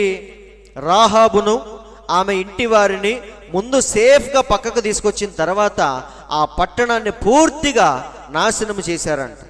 అప్పుడు వారు ఆ పట్టణమును దానిలోని సమస్తమును అగ్ని చేత కాల్చివేసిరి. అందరూ ఆలకిస్తున్నారా? కాబట్టి దేవుడు చేసే ప్రతి దాంట్లో మీకేం కనిపిస్తుంది? ఇప్పుడు ఇన్ని చూసాం కదా, నోవహు కాలంలో, లోతు కాలంలో, ప్రతి చోట సంహార దూతను పంపించినప్పుడు ఇదంతా మనం ఒక్కసారి పరిశీలించేటప్పుడు దేవుని యొక్క క్రమం, దేవుని యొక్క పద్ధతి ఏంటంటే ఒకదాన్ని నాశనము చేసేటప్పుడు తన వారిని మాత్రం ముందు దేవుడు రక్షించుకున్న తర్వాతే ఆ పట్టణాన్ని కానీ దేశాన్ని కానీ దేవుడు నాశనము చేశాడు. అందరూ వింటున్నారా? అందరు ఇక్కడే ఉన్నారా? కాబట్టి దేవుడు తన పిల్లల గురించి చింత వహిస్తున్నాడా లేదా? చింతిస్తున్నాడా? బాధపడుతున్నాడా? సో దేవుని ప్రేమ అమూల్యమైనది, గొప్పదా కాదా? ఇక్కడ ఈ ముగ్గురు ఎక్కడికి వెళ్ళారు? ముగ్గురు మీకు కనిపించట్లేదు కదా? కనిపిస్తుందా? షడ్రకు, మేషకు, అబేద్నెగోలు ఎక్కడికి వెళ్ళారు? మండుచున్న అగ్నిగుండంలోనికి వెళ్ళారు. ఇంకా చెప్పాలంటే అగ్నిగుండాన్ని 7 అంతలుగా చేశారు. అవునా? అంటే ఎంతవరకు అయితే ఉందో అంతవరకు పెంచేశారు. కానీ దేవుడు ఆ ముగ్గురు గురించి చింత వహించాడు. నిజమండి. ఆ ముగ్గురిని కాపాడటానికి దేవుడు ఒక దూతను పంపించలేదు. అవునా? ఎవరో ఒక వ్యక్తిని దేవుడు పంపించలేదు, కానీ స్వయముగా దేవుడే దిగి వచ్చాడు. అంటే తన పిల్లల గురించి దేవుడు ఎంత శ్రద్ధ వహించాడో ఒక్కసారి మీరు ఆలోచించండి. అవునా? అందుకే రాజుగారు ఏమన్నాడు ఒకసారి చూద్దాం. దానియేలు గ్రంథము 3వ అధ్యాయము 3వ అధ్యాయంలో మీరు చదువుకుంటే మీకు అర్థమైద్ది. రాజుగారు ఏమన్నాడంటే, అరే మనం ఇసిరేసింది ముగ్గురిని కదా, లోపల నాకు 4 కనిపిస్తున్నారు అని చెప్పాడు. వారిని గబగబా బయటికి తీసి పరీక్షించాడు. చదవండి 27. అధిపతులను, సేనాధిపతులను, సంస్థానాధిపతులను, రాజు యొక్క ప్రధాన మంత్రులను కూడి వచ్చి ఆ మనుష్యులను పరీక్షించి వారి శరీరములకు అగ్ని ఏ హానియు చేయకుండుటయు, వారి తల వెంట్రుకలలో ఒక్కటైనను కాలిపోకుండుటయు. ఫస్ట్ తగలబడేది ఏంటి? మంటల్లోకి వెళ్తే జుట్టు. అవునా? చాలా సెన్సిటివ్ కాబట్టి జుట్టు ముందు కాలిపోద్ది. అయితే వారి తల వెంట్రుకల్లో ఒక్కటి కూడా కాలిపోలేదంట. వారి వస్త్రములు చెడిపోకుండుటయు. ఇది చూడండి, అగ్ని వాసన అయినను వారి దేహములకు తగలకూడదు. కాసేపు చలిమంట కాచుకుంటేనే మన దగ్గర స్మెల్ వచ్చిద్దా రాదా? ఇప్పుడు లేవులేండి. ఒకప్పుడు పల్లెటూరులో అందరూ చక్కగా పొద్దున్నే కూర్చొని చలి కాచుకునేవాళ్ళు.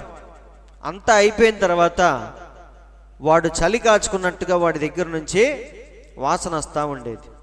కానీ వీళ్ళు 7 అంతల అగ్నిలోకి వెళ్ళినా సరే కనీసం అగ్ని వాసన కూడా వారి దేహాలకు తగలలేదంట. వారి దేహములకు తగులకుండుటయు చూచిరి. అందరూ వింటున్నారండి. కాబట్టి దీన్ని బట్టి మీకు ఏమర్థమైంది?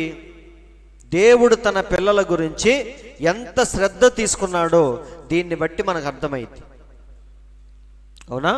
వారు కొంచెం కూడా కాలిపోలేదంటే దేవుడు వారి గురించి అంత శ్రద్ధ తీసుకున్నాడు. వింటున్నారండి. ఇంకా చెప్పాలంటే వారు అగ్నిలోకి వెళ్ళి ఏం చేస్తున్నారంటే అటు ఇటు తిరుగుతా మాట్లాడుకుంటున్నారంట. అగ్నిలో ఏం చేయాలి? వామ్మో వాయ్యో అని గంతులేయాలి. కానీ వీళ్ళు ఏం చేస్తున్నారంటే అటు ఇటు సంచరిస్తూ మాట్లాడుకుంటూ తిరుగుతున్నారంట. కాబట్టి ఇదంతా ఏంటంటే దేవుడు తన పిల్లల గురించి ఎంత శ్రద్ధ తీసుకుంటాడంటే కనీసం దేవదూతల గురించి కూడా మన దేవుడు అంతా ఆలోచించాడు. అందరూ వింటున్నారు, నీ గురించి నా గురించి ఆలోచించినట్టుగా దేవుడు ఎవ్వరి గురించి ఆలోచించడు. అంత చింత వహించే దేవుడు మన గొప్ప దేవుడు. అందరూ ఆలోకిస్తున్నారండి. ఎవరైనా ఏలియా భూమి మీద ఉన్నప్పుడు భయంకరమైన కరువుతో ఉంది ప్రపంచం అంతా కూడా. ఎక్కడ ఆహారం అనేది లేదు. మన ప్రవక్త అంటున్నాడు, ఆయనకి కనీసం ఎవరు దశంభాగాలు కానుకలు కూడా ఇవ్వట్లేదంట. అవునా? సో అలాంటి పరిస్థితిలో మన దేవుడు ఏలియా గురించి చింత వహించాడు. వింటున్నారండి? ఆయనకి ఎవరితో ఆహారం పంపించాడు దేవుడు? కాకులతో ఆహారము పంపించాడు. అంటే తన వారిని గురించి దేవుడు ఎంతో శ్రద్ధ వహించాడు. వింటున్నారండి? అక్కడ విధవరాలు ఏం చేస్తుంది పాపం? సారేపోతే విధవరాలు కొంచెం పిండి కొంచెం నూనె మాత్రమే ఉంది. ఈరోజు 2 అప్పాలు చేసుకొని ఆమె ఒకటి కుమారుడు ఒకటి తిని ఇక చచ్చిపోదామని డిసైడ్ అయిపోయింది. అవునా? అంటే ఆమె తన కుమారుణ్ణి కాపాడుకోలేని పరిస్థితిలో ఉందామె. కానీ మన దేవుడు మాత్రం ఏమన్నాడు? ఆయన సింహపు పిల్లలైనా సరే ఆకలిగొని ఉంటాయేమో కానీ దేవుని పిల్లలు మాత్రం ఎన్నడూ ఆకలిగొనరు అని మన దేవుడు చెప్పాడు. కాబట్టి ఇక్కడ దేవుడు కాకులతో ఆహారాన్ని పంపించాడు. అవునా? మన ప్రవక్త ఏమన్నాడో చూద్దాం. ఏలియా దేవుని కొరకు ఒక్కడే నిలిచి ఉన్న సమయంలో దేవుడు ఏలియా పట్ల చింత కలిగి ఉండెను. అందరూ ఆలకిస్తున్నారా? ఏలియా దేవుని కొరకు ఒక్కడే నిలిచి ఉన్న సమయంలో దేవుడు ఏలియా పట్ల చింత కలిగి ఉండెను. అందుకే మీ చింత యావత్తు ఎవరి మీద వేయాలి? దేవుని మీద వెయ్యండి. ఏలయనగా ఆయన మీ కొరకు చింతించుచున్నాడని పేతురు పలికెను. ఏలియా ఒక్కడే దేవుని వాక్యమును ప్రేమించి ఆయన చిత్తానుసారముగా జీవించుచున్నప్పుడు ఏలియా పట్ల దేవుడు ఎంతో చింత కలిగి ఉండెను.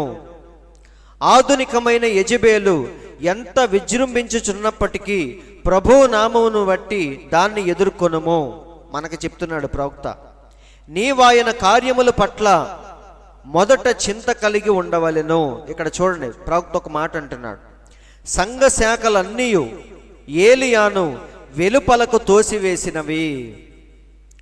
సంఘాల నుండి దశమ భాగములు, చందాలు, అర్పణలు ఏమీ రాలేదు. క్షుద్బాధతో మరణించవలసిన పరిస్థితి ఏర్పడింది. అంటే కనీసం ఎవ్వరు కానుకలు దశంభాగాలు ఏమీ ఇవ్వట్లేదు. జేబులో రూపాయి లేదు. ఎలా జీవించాలో అర్థం కాని పరిస్థితి ఏర్పడింది. చనిపోయే పరిస్థితి ఏర్పడింది. కానీ దేవుని వాక్యమునకు విధేయుడైన ఏలియా పట్ల దేవుడు అత్యంత చింత కలిగి ఉండెను. అవునా? కాకులతో ఆహారము పంపించి పోషించెను. కాబట్టి సహోదరులారా, దేవుడు తన పిల్లల గురించి ఎప్పుడు మర్చిపోయే దేవుడు కాదు. కానీ మనకి ఎలా ఉంటుంది? అసలు దేవుడు మనల్ని వదిలేశాడేమో అన్నట్టుగా ఉంటుంది. అవునా కాదా? ఒక్కొక్కసారి మనకు డౌట్ వస్తూ ఉంటుంది. అసలు దేవుడు మనల్ని పట్టించుకోవటం మానేశాడు, మనల్ని మర్చిపోయాడు, మనల్ని వదిలేశాడు అనుకుంటాం. కానీ దేవుడు మాత్రం తన పిల్లల్ని ఎప్పుడు కూడా మర్చిపోయే దేవుడు కాదు. అలాగే మనందరికీ తెలుసు, శానదయం పట్టినవాడు ఎన్నో సంవత్సరాల నుంచి ఆ ఊరిని బాధ పెడుతూ వాడిని వాడే బాధ పెట్టుకొనుచు ఒక వ్యర్థమైన జీవితాన్ని గడుపుతూ ఉన్నాడు శానదయం పట్టినవాడు. కానీ మన దేవుడు భూమి మీదకి వచ్చిందే నశించిపోయిన దాన్ని వెతికి రక్షించటానికి మన దేవుడు భూమి మీదకి వచ్చాడు. అందుకే ఎన్నికలో ఎవరెవరైతే ఉన్నారో వాళ్ళందరినీ వెతికి రక్షించుకుంటూ వెళుతున్నాడు. అవునా? 11 మంది శిష్యుల పేర్లు అక్కడ ఉన్నాయి కాబట్టి వారందరి కోసం దేవుడే వెళ్ళాడు. ఒక్కొక్కరిని రక్షించుకుంటూ వెళ్ళాడు. జక్కయ్య పేరు అందులో ఉంది, అందుకే జక్కయ్య కోసం వెళ్ళాడు. సమరయ స్త్రీ పేరు అందులో ఉంది, అందుకే ఆమె కోసం వెళ్ళాడు. ఇలా ప్రతి ఒక్కడి కోసం వెళుతూ ఒకరోజు శానదయ్యం పట్టిన వాడి కోసం కూడా మన దేవుడు ఒక రాత్రంతా ప్రయాణించి గెరాసేనుల ప్రాంతానికి వచ్చాడు. అందరూ ఆలకిస్తున్నారండి. వీడి గురించి ఆ ఊరి ప్రజలు వదిలేశారు. గవర్నమెంట్ కూడా వదిలేసింది. బైబిల్లో ఉంది, గొలుసులతో బంధించినా సరే వాడు వాటిని తుత్తునీలుగా చేసుకొని పారిపోతున్నాడంట. అందుకని గవర్నమెంట్ వదిలేసింది, ఆ ఊరి పెద్ద మనుషులు వదిలేశారు, ప్రపంచమే వదిలేసింది. కానీ మన దేవుడు మాత్రం వాడి గురించి చింత వహించాడు. దేవునికి స్తోత్రము కలుగునుగాక. అందుకే రాత్రంతా ప్రయాణించి పొద్దున్నే ఆ గెరాసేన్ల ప్రాంతానికి చేరుకున్నాడు. అవునా? వెళ్ళగానే మన దేవుడు చేసిన పనేంటి? ఒక 3 రోజులు మీటింగులు పెట్టలేదు అక్కడ. పనిలో పని సేనదయం పట్టినవాడు ఎలాగో వస్తాడు, మిగతా వాళ్ళను కూడా రక్షించేసి వెళ్ళిపోదాం అనుకున్నాడా? లేదండి. లిస్టు దగ్గర పెట్టుకొని ఒక్కొక్కరిని ఆయన రక్షించుకుంటూ వెళ్ళిపోయాడు. బేతేస్తా కోనేరు దగ్గరికి వెళ్ళి ఒక్క ఆయన్నే స్వస్థపరచాలి అని లిస్టులో ఉంది. అందుకే ఎంతోమంది ఉన్నా సరే మన దేవుడు స్ట్రైట్గా ఎక్కడికి వెళ్ళాడంటే 38 సంవత్సరాల నుంచి బాధపడుతున్న ఒక ముసలాయన దగ్గరికి వెళ్ళాడు. వెళ్ళి ఆయన్ని మాత్రమే స్వస్థపరిచి మళ్ళీ గబగబగబగా బయటికి వెళ్ళిపోయాడు. అంటే దాని అర్థం ఏంటి? అందుకే యేసయ్య ఏమన్నాడు? తండ్రి ఏది చేయుట కుమారుడు చూచునో దాన్నే కానీ ఇంకేమీ చెయ్యడు అని చెప్పాడు. కాబట్టి దేవుడు ఇక్కడికి వచ్చిందే ఎవరి కోసం? ఈ సేనదయం పట్టిన వాడి కోసమే దేవుడు వచ్చాడు. అందుకే ఈ ఊళ్ళో ఇంకెవ్వరిని దేవుడు రక్షించలేదంట. ప్రవక్త చెప్తున్నాడు, ఒకే ఒక్కడి కోసం దేవుడు వచ్చాడు. ఆ ఒక్క వ్యక్తిని దేవుడు స్వస్థపరిచాడు, మంచి మనిషిగా మార్చాడు, తిరిగి మళ్ళీ దేవుడు వెళ్ళిపోయాడు. అవునా? ఇంకా ఏ వ్యక్తిని కూడా దేవుడు రక్షించలేదు. ఎందుకంటే ఈ వ్యక్తి మాత్రమే దేవుని యొక్క ఎన్నికలో ఉన్నాడు. కాబట్టి దేవుడు ఆయన గురించి కూడా చింతించాడు. 99 గొర్రెల్ని విడిచిపెట్టి ఈ ఒక్క గొర్రె కోసం వచ్చాడు ఆయన. అవునా కాదా? కాబట్టి సహోదరులారా, దేవుని యొక్క ప్రేమ ఎంత గొప్పదో ఒక్కసారి మనం ఆలోచించాలి. ఆయన చింత వహించే దేవుడు మన దేవుడు. అందరూ ఆలకిస్తున్నారండి. అందుకే బైబిల్లో ఏమని చూసాం? ఆయన చెయ్యి ఏమీ కొరచగా లేదు, ఆయన చెవులేమీ మందగించలేదు. అన్ని వేల మంది ప్రార్థనలు చేస్తే ఎవరి ప్రార్థనని వింటాడు అనే దానికి వీల్లేదు. ఎంతమంది చేసినా సరే మన దేవుడు ఆలకిస్తాడు. అందరికీ ఇవ్వాల్సిన జవాబును ఖచ్చితంగా దేవుడు అనుగ్రహిస్తాడు. కాబట్టి సహోదరులారా, మన దేవుడు అందరి గురించి ఆలోచించే దేవుడు. అందరూ ఆలకిస్తున్నారండి. రోడ్డు మీద ఒక ఆయన ఉన్నాడు. అవునా? వాళ్ళు వీళ్ళు రొట్టె ముక్కలేస్తే తీసుకొని తిని బతుకుతున్నాడు. ఎవరైనా లోకములో ఎవ్వడు లాజరు గురించి కనీసం ఒక్క క్షణము కూడా ఆగి ఆలోచించేవాడు లేడు. ఎందుకంటే బెచ్చగాడి గురించి ఎవరైనా ఆలోచిస్తారా? ఎవరు ఆలోచించరు, డబ్బులేసి వెళ్ళిపోతూ ఉంటారు. కానీ దేవుడు మాత్రం లాజరు చనిపోగానే ప్రశస్తముగా ఎక్కడికి వెళ్ళిపోయాడు ఆయన? దేవదూతలు వచ్చి ఆయన్ని అలా తీసుకొని వెళ్ళిపోయారు. ధనవంతుడు చూడగానే లాజరు ఎక్కడున్నాడు? అబ్రహాము రొమ్మున ఆనుకొని విశ్రాంతిలో ఉన్నాడు. అంటే దేవుడు లాజరు గురించి చింత వహించాడా లేదా? సో అందరి గురించి చింతించేవాడు మన దేవుడు. అందరు ఆలకిస్తున్నారండి. కాబట్టి మనం ఎప్పుడు కూడా దేవుడు నన్ను విడిచిపెట్టాడు అని మనం చెప్పకూడదు. దేవునికి మనకి మధ్య ఏమున్నాయి? ఏవో అడ్డుగోడలు ఉన్నాయి. వాటిని ఎప్పుడైతే మనం తొలగించుకుంటామో ఖచ్చితంగా దేవుడు మనకి ప్రతి సమస్యను ఆలకిస్తాడు, ప్రతిదాన్ని దేవుడు తీరుస్తాడు. అవునా? ఈ ప్రేమ ఎలాంటిదంటే ఇప్పుడు మొదలైన ప్రేమ కాదు ఇది. వింటున్నారండి? మనం పుట్టిన తర్వాతే తల్లిదండ్రులు మనల్ని ప్రేమిస్తారు. పుట్టక ముందే ప్రేమిస్తారా? ప్రేమించరండి. మనం బయటకు వచ్చిన తర్వాతే ప్రేమ అనేది స్టార్ట్ అయింది. కానీ మనం ఇంకా లోకానికి రాకముందే, అవునా, యాకోబు ఏసావు ఇంకా పుట్టక ముందే దేవుడు ఏమన్నాడు? నేను యాకోబును ప్రేమించి తిని ఏసావును ద్వేషించి తిని. కాబట్టి మన దేవుని ప్రేమ ఇప్పుడు మొదలైంది కాదు, కానీ జగత్తు పునాది వేయబడక ముందే మొదలైన ప్రేమ. ఒకసారి చూద్దాం చివరి మాటలు. మనందరికీ తెలిసిన మాట ఇది. అందుకే పౌలు ఏమంటున్నాడంటే ఈ ప్రేమ ఎప్పుడు మొదలైంది? చూడండి, మనలను ముందుగా తన కోసము నిర్ణయించుకొని మనము తన ఎదుట పరిశుద్ధులమును నిర్దోషులమునై ఉండవలనని జగత్తు పునాది వేయబడక మునిపే ప్రేమ చేత. ఈ ప్రేమ, ఈ బంధం ఎప్పుడు మొదలైంది? చాలామంది చెప్తారు కదా, ఎన్నో జన్మ జన్మల బంధం అని. దానికంటే ముందున్న ప్రేమ దేవుని ప్రేమ.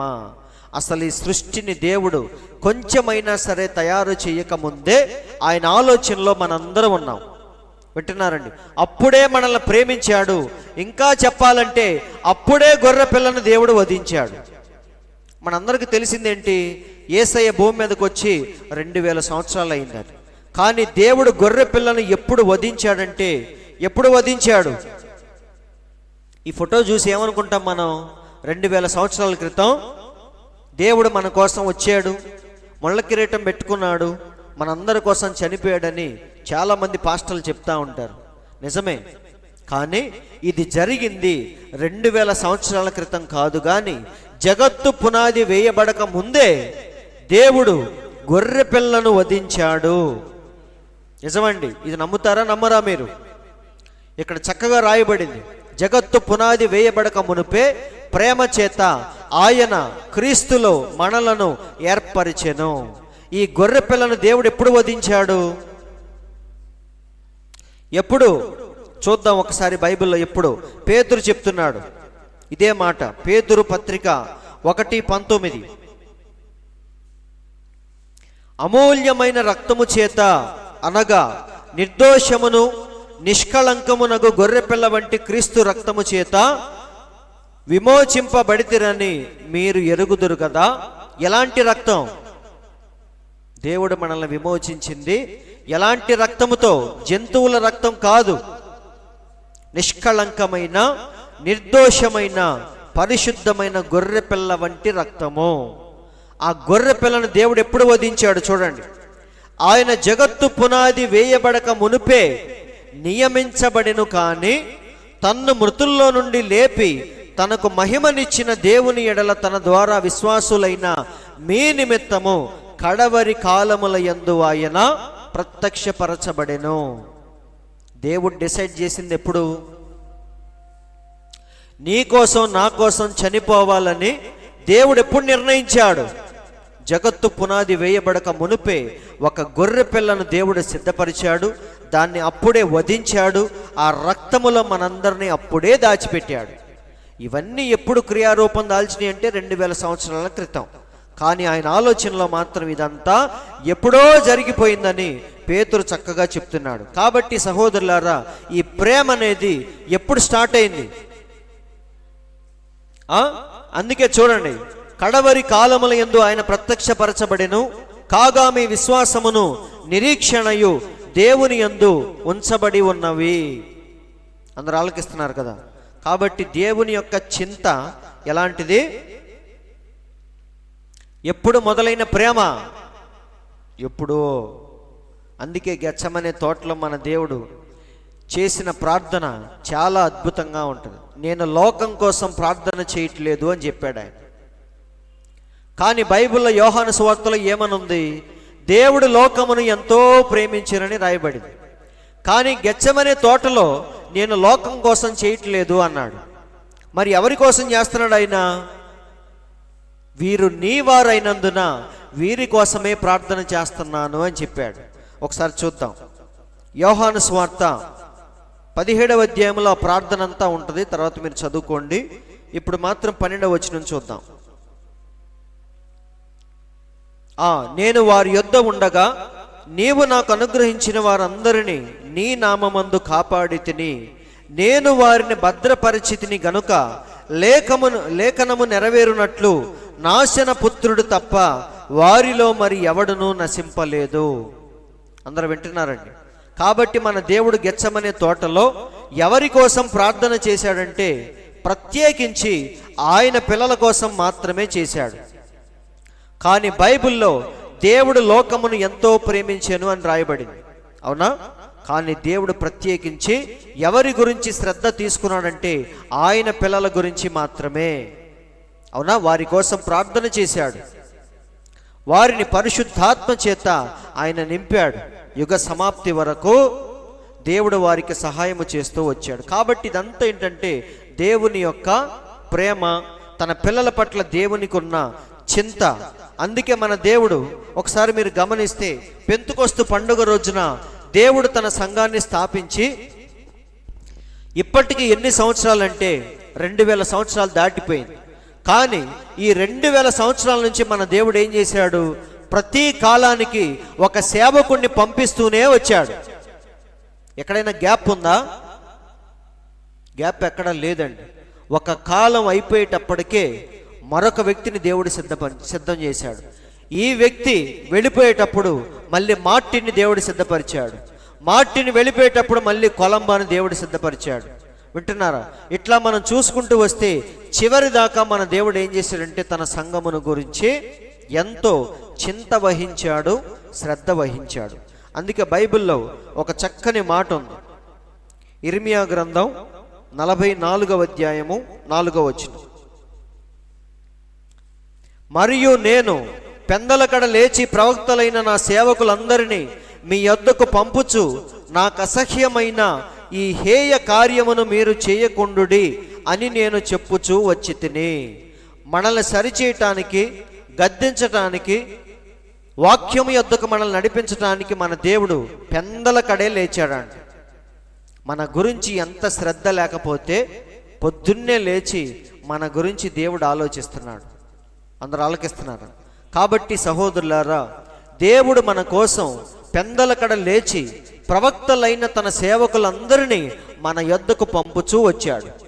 మనల్ని హెచ్చరిస్తూ ఉన్నాడు. కాబట్టి దేవుని ప్రేమ ఎన్నడూ కూడా మనల్ని విడిచిపెట్టలేదు. అందుకే దేవుడు ఏమన్నాడంటే, నేను ప్రేమించు వారిని అందరినీ గద్దించి శిక్షించుచున్నాను. సో మనల్ని దేవుడు గద్దిస్తున్నాడంటే దాని వెనకాల ఏముంది? ప్రేమ ఉంది. మనల్ని శిక్షిస్తున్నాడంటే దాని వెనకాల ఏముంది? ప్రేమ ఉందని మనం గుర్తించాలి. ఇక్కడ చూడండి, ప్రవక్త ఏమంటున్నాడో చూద్దాం. ఆయన ఈ లోకములో ఇటువంటి చింతలోనే కాలం గడిపాడు. వ్యాధిగ్రస్తులను బాగు చేయుటలోను, గుండె చెదరిన వారిని ఓదార్చుటలోను ఆయన ఎంతో శ్రద్ధ చూపించాడు. మీ కొరకు స్థలము సిద్ధపరచ వెళ్ళుచున్నానని చెప్పి ఆయన వెళ్ళాడు. నేను వచ్చి మిమ్మల్ని తీసుకొని పోవుదునని వాగ్దానము చేసిపోయెను. నేను మిమ్మల్ని అనాథలుగా విడువను, మీకు ఆదరణకర్తను అనగా పరిశుద్ధాత్మను పంపుదునని చెప్పెను. ఆయన తిరిగి వచ్చే వరకు శ్రద్ధ వహించే పరిశుద్ధాత్మను మనకు అనుగ్రహించాడు. దేవుడు వెళ్ళిపోతూ ఎవరిని పంపించాడంటే పరిశుద్ధాత్మను మన కోసం పంపించాడు. అందరు ఇక్కడే ఉన్నారు. దేనికి? పరిశుద్ధాత్మకి ఇంకొక పేరేంటి? ఆదరణకర్త. అంటే దాని అర్థం ఏంటి? ఆదరణకర్త అంటే అర్థం ఏంటి? మనల్ని ఆదరించేవాడు. వింటున్నారండి? మన ప్రతి సమస్యను దగ్గరుండి పరిష్కరించేవాడు. కాబట్టి దేవుడు పరిశుద్ధాత్మను ఆదరణకర్తగా మన కోసం పంపించాడు. అవునా? ఎలాగైతే మన పిల్లల్ని మనం డ్యూటీకి వెళ్ళిపోతూ కేర్ టేకర్స్ ఉంటారు కదా, ఆయమ్మలకి ఎలాగైతే అప్పచెప్పి మనం వెళ్ళిపోతామో, మన దేవుడు కూడా తన పిల్లలందరి బాధ్యతను ఎవరికి అప్పగించాడు? పరిశుద్ధాత్మకి. అంటే ఇంకొక ఆయనని అనుకోవద్దు. ఆయనే మళ్ళీ పరిశుద్ధాత్ముడుగా వచ్చి మన సమస్యలన్నిటిని ఆయన పరిష్కరిస్తూ ఉన్నాడు. కాబట్టి సహోదరులారా, ప్రవక్త ఏమంటున్నాడంటే పరిశుద్ధాత్మను గనక మనం తిరస్కరిస్తే దేవుడిచ్చే ఆదరణ మనం కోల్పోతున్నామని ప్రవక్త చెప్తున్నాడు. కాబట్టి ఇప్పుడు మీరు చెప్పండి, దేవుడు తన పిల్లల గురించి ఇంకా ఏమన్నాడో చూడండి. యేసు వలె చింతించేవారు మరెవ్వరూ లేరు. అవునా కాదా? ఆయన మధ్యవర్తిత్వపు కార్యము ద్వారా పాపికి విడుదల కలిగింది. పాపి యొక్క పాపాన్ని ఆయన చూచుటలేదు. ఇందాక నేను చెప్పాను, పాపాన్ని గనక చూస్తే మనల్ని వెంటనే దేవుడు ఏం చేయాలి? పూర్తిగా మనల్ని కాల్చిపారేయాలి. కానీ దేవుడు దేన్ని చూస్తున్నాడు? మన పాపాన్ని కాదు కానీ రక్తాన్ని చూస్తున్నాడు. ఆయన చూచుటలేదు, తన సొంత కుమారుని రక్తాన్ని మాత్రమే ఆయన చూస్తున్నాడు. ప్రజల పట్ల చింతను కొనసాగించుటకై పరిశుద్ధాత్మను ఇచ్చాడు. ఆయన యొక్క చింత ఎంత గొప్పదో గ్రహించారా? అర్థమైందా? దేవుని యొక్క చింత ఎంత గొప్పదో మీరు ఆలోచించారా అంటున్నాడు. అవునా? దేవుడు వెళ్ళిపోతూ మళ్ళీ ఎవరిని పంపించాడు? ఆయనే మళ్ళీ పరిశుద్ధాత్ముడుగా సంఘాల మధ్యకు వచ్చి మనందరినీ ఆయన పరిశుద్ధాత్మ చేత నడిపిస్తూ ఉన్నాడు. అందరూ ఆలకిస్తున్నారండి. కాబట్టి సహోదరులారా, తన పిల్లల్ని దేవుడు ఎప్పుడూ విడిచిపెట్టలేదు. కయ్యను వచ్చి హేబేల్ని చంపగానే అడగటానికి దిగి వచ్చాడు, అవునా? అలా ప్రతి చోట ఉగ్రత సంభవించే ప్రతిసారి దేవుడు తన పిల్లల్ని రక్షించిన తర్వాతే ఆ దేశాన్ని కానీ పట్టణాన్ని కానీ దేవుడు నాశనం చేశాడు. అలాగే ఈ చివరి దినాల్లో దేవుడు పరిశుద్ధాత్మ ద్వారా మనల్ని ఏం చేస్తున్నాడంటే ఆ ఉగ్రత దినం నుండి తప్పించుకోవటానికి మనల్ని దేవుడు సిద్ధపరుస్తూ ఉన్నాడు. అందరూ ఆలకిస్తున్నారండి. ఇది దేవుని యొక్క ప్రేమ, దేవుని యొక్క చింత. అర్థమైందా అందరికీ? అయితే ప్రవక్త ఏమంటున్నాడంటే, దేవుడు మన గురించి చింతిస్తున్నాడు, బాగానే ఉంది. అయితే నీవు దేవుని గురించి చింతిస్తున్నావా లేదా అనేదే ఈరోజు మనం వేసుకోవాల్సిన ప్రశ్న. అందరూ వింటున్నారండి. నువ్వు అడిగినా అడగకపోయినా దేవుడు ఏం చేస్తాడు? నీకు కావలసినవన్నీ దేవుడు ఇస్తూ ఉంటాడు. కానీ మనం తిరిగి దేవుని గురించి ఆలోచిస్తున్నామా లేదా, చింతిస్తున్నామా లేదా అనేది ఒక చిన్న ప్రశ్న ప్రతి ఒక్కడు ఈరోజు ప్రశ్న వేసుకోవాలి. కానీ ఈరోజు లోకం అలా ఉందా? ఆలోచిస్తున్నారా? చర్చికి వెళ్ళే వాళ్ళు ఉన్నారు కానీ చింతించే వాళ్ళు ఎవరు లేరు, అవునా? కాబట్టి ప్రపంచం ఈరోజు ఇష్టానుసారంగా వారికి నచ్చినట్టుగా జీవిస్తూ దేవుని గురించి, వాక్యము గురించి చింతించేవారు ఎవ్వరూ లేరు. ఆఖరికి మీరు చర్చిల్లోకి వెళ్ళినా సరే అక్కడ కూడా ఏమున్నాయి? తమ స్వకీయ దురాశలకు అనుకూలమైన బోధకుల్ని వాళ్లే ఎంచుకుంటున్నారని పౌలు చెప్పాడు. అంటే దాని అర్థం ఏంటి? చర్చికి వెళ్ళినా సరే వారు సరైన వాక్యాన్ని వినకుండా కల్పన కథల వైపు తిరుగు కాలము వచ్చి ఉన్నది అని పౌలు చెప్పాడా, చెప్పలేదా? సో ఈరోజు క్రైస్తవులు కానీ బయట ఉన్న ప్రపంచం కానీ ఎవ్వరూ కూడా దేవుని గురించి, వాక్యము గురించి ఆలోచించే స్థితిలో లేరు. చింతించేవారు ఎవ్వరూ లేరని మన ప్రవక్త చెప్తున్నాడు. చూడండి చివరి మాటలు. నీవు సంఘములో చేరినంత మాత్రాన నీకు విడుదల రాదు. ప్రవక్త చెప్తున్నాడు.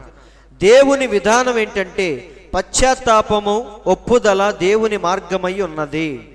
మొదట నీ ఒప్పుదల స్పష్టంగా ఉండాలి. ప్రతివాడు పశ్చాత్తాపడవలెనని యేసు బోధించెను. పెంతెకొస్తు దినాన పేతురు ప్రసంగం కూడా అదే. నీవు యథార్థమైన మారు మనసు పొంది ప్రభు అయిన యేసుక్రీస్తు నామములో బాప్తిసం పొందినట్లయితే పరిశుద్ధాత్మను పొంది తీరెదవు. నీవు పరిశుద్ధాత్మను పొందలేకపోవచ్చున్నటకు కారణము నీ పునాది సరైనది కాకపోవుటయే. నీవు పొరపాటు చేసి దేవుణ్ణి అబద్ధికుణ్ణి చేస్తున్నావు. అందరూ ఆలకిస్తున్నారా?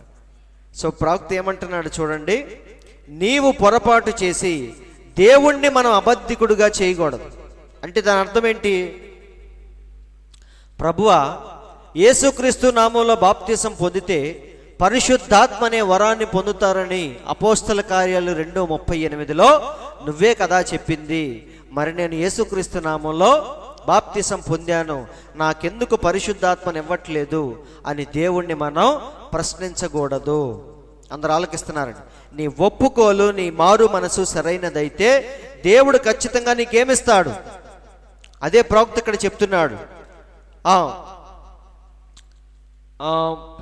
నీవు యథార్థమైన మారు మనసు పొంది ప్రభు అయిన యేసుక్రీస్తు నామములో బాప్తిసం పొందినట్లయితే పరిశుద్ధాత్మను పొంది తీరెదవు.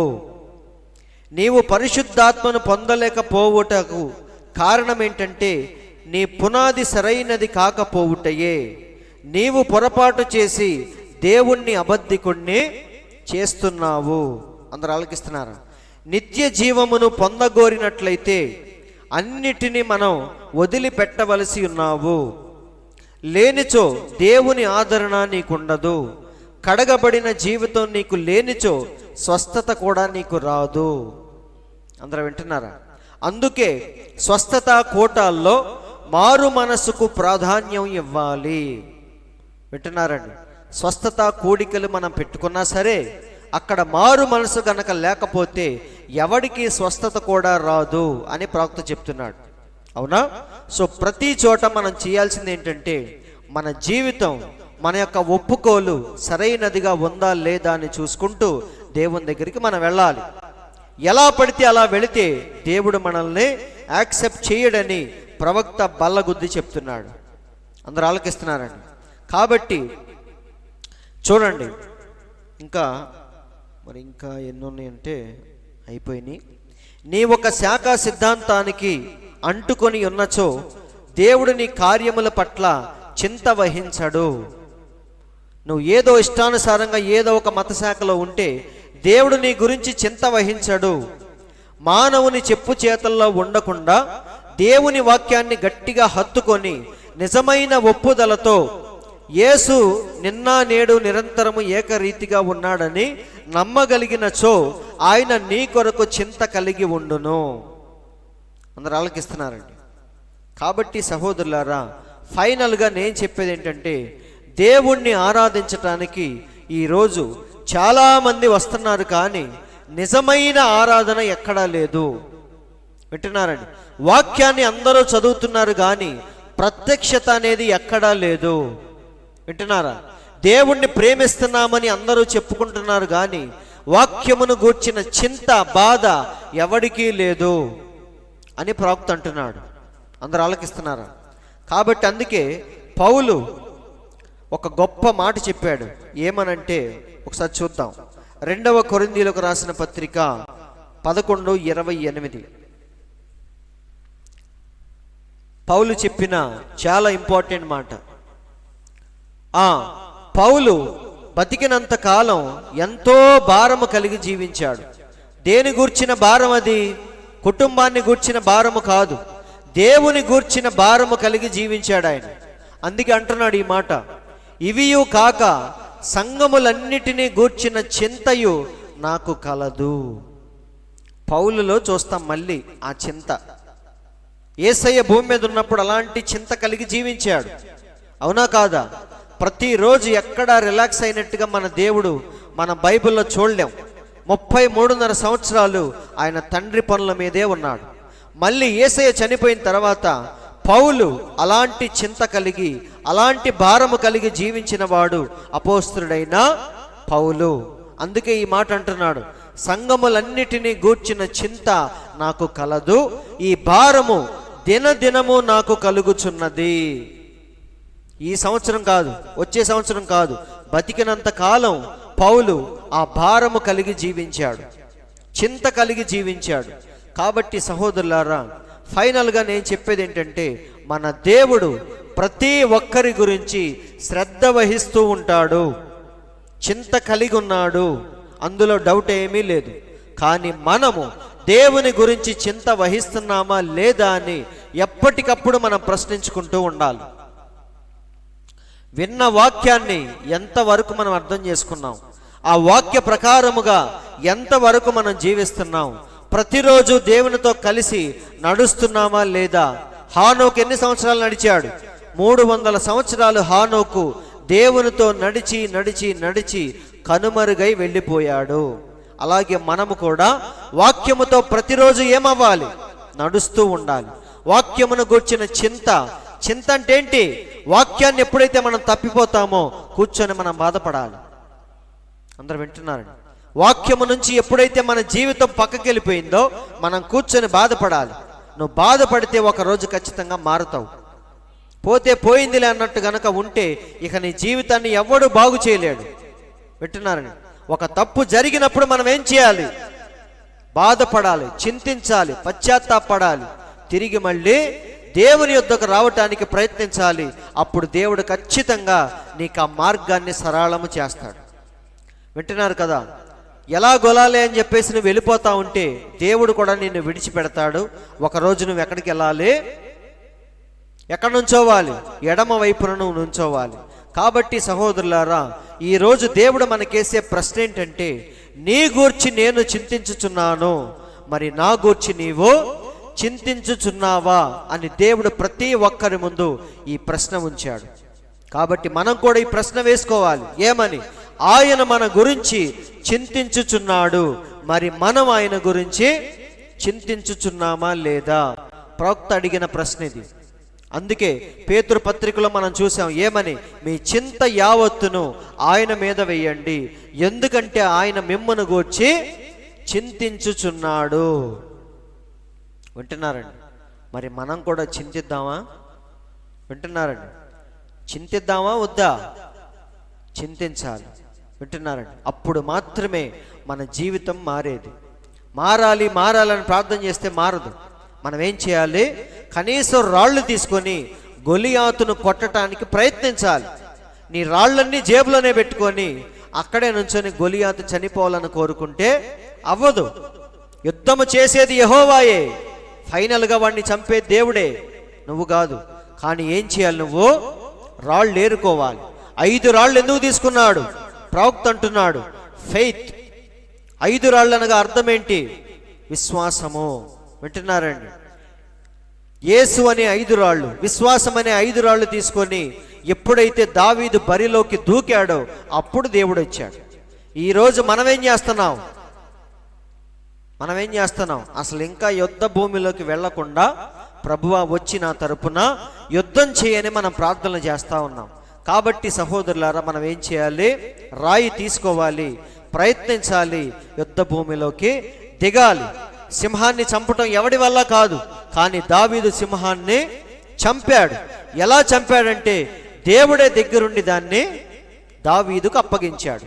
అలాగే ఇక్కడ కూడా దేవుడే గొలియాతును దావీదుకు అప్పగించాడు. అలా చెయ్యాలంటే మనం ఏం చేయాలి? బరిలోకి దిగాలి. అందరూ ఆలకిస్తున్నారా? దిగుదామా వద్దా? వింటున్నారండి? యోనా ఏమన్నాడు చెప్పండి? నన్ను గనక ఎత్తి సముద్రంలో పడేయకపోతే అందరూ చేస్తారని చెప్పాడు. కాబట్టి అందరూ కలిసి ఏం చేశారు? అరే మనం బతకాలంటే యోనాను ఏం చేయాలి? సముద్రంలో పడేయాల్సిందే. ఎప్పుడైతే యోనా సముద్రంలో పడ్డాడో వెంటనే దేవుడు ఎవరిని సిద్ధపరిచాడు? ఒక చేపను సిద్ధపరిచాడా లేదా? అసలు ఇంకా దిగలేదనుకో ఏమయ్యేది? అందరూ చచ్చేవాడు నిజంగానే. కాబట్టి మనం ఏం చేయాలి? బరిలోకి దిగాలి. వాక్యమును గూర్చిన చింత ఎంతో కొంత మనకు ఉండాలి. అలా ఉందామా? దేవుడు చింతిస్తున్నాడు, మనము చింతిస్తున్నామా లేదా అని ఒక్కసారి ప్రశ్నించుకుందాం. లేచి నిలబడదాం. మనందరం లేచి నిలబడి ఒక్కసారి మనం ప్రశ్నించుకుందాం. ప్రభువా, నా గూర్చి నీవు ఎంతో చింతిస్తున్నావు, కానీ నీ గూర్చి మాత్రం నేను కొంచెము కూడా చింతించట్లేదని ప్రతి ఒక్కరూ కొద్ది నిమిషాలు ప్రార్థనలో ఉందాం. పరిశుద్ధుడా, పరిశుద్ధుడా, జీవము కలిగిన దేవా, మీకు స్తోత్రములు తండ్రి. నిజమే ప్రభువా, ఈ లోకములో నీకు ఉన్నంత చింత, నీకు ఉన్నంత శ్రద్ధ, నీ పిల్లల పట్ల నీకున్నంత ప్రేమ ఎవరు ఎక్కడా చూపించలేని ప్రేమ ప్రభువా. ఈ ప్రేమ ఇప్పుడు మొదలైంది కాదు తండ్రి, జగత్తు పునాది వేయబడక మునుపే మమ్మల్ని ప్రేమించావు తండ్రి అని ప్రతి ఒక్కరూ కొద్ది నిమిషాలు దేవుని యొక్క ప్రేమను, కృపను జ్ఞాపకం చేసుకుందాం. దేవా మీకు స్తోత్రములు తండ్రి, పరిశుద్ధుడా మీకు స్తోత్రములు ప్రభువా.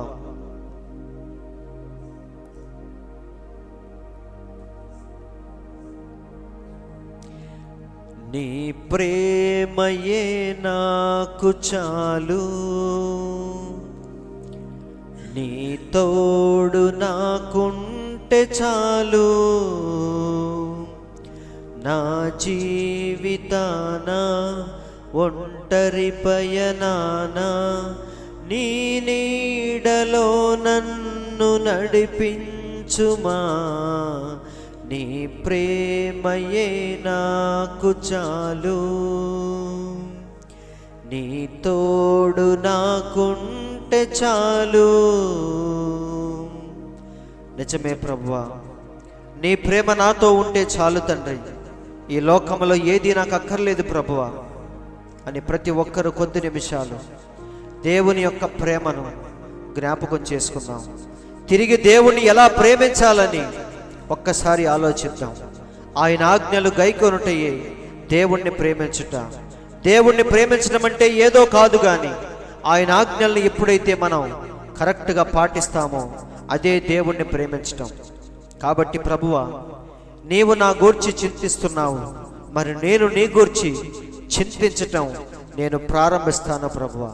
ఇప్పటి వరకు చింతించలేదేమో, కానీ ఈ రోజు నుంచి వాక్యమును గూర్చిన చింత, నా జీవితమును గూర్చిన చింత నాలో తండ్రి పుట్టించమని ప్రార్థిస్తున్నాను ప్రభువా అని ప్రతి ఒక్కరూ మరి ప్రార్థిస్తూ ఉండగా చివరి ప్రార్థన చేసుకున్నాం.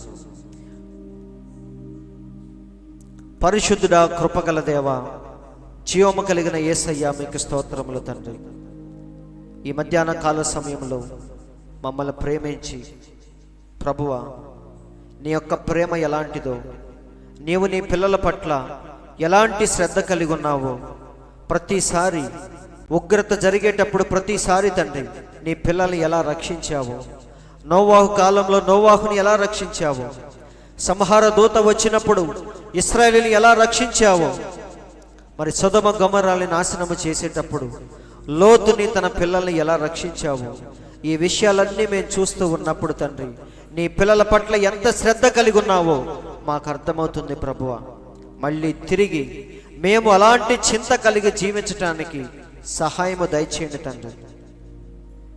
తప్పకుండా ప్రభువా, వాక్యమును గూర్చిన దిగులు, వాక్యమును గూర్చిన చింత మాలో మీరు పుట్టించమని, ఈ మధ్యాహ్నపు దీవెనలతో ప్రతి ఒక్కరిని మీరు నింపమని మా ప్రభు అయిన యేసుక్రీస్తు అను ఎంతో శ్రేష్టమైన మీ నామములో ప్రార్థించి అడుగుచున్నాము తండ్రి. ఆమేన్. మంచిది. దేవుడు మీ అందరినీ దీవించునుగాక.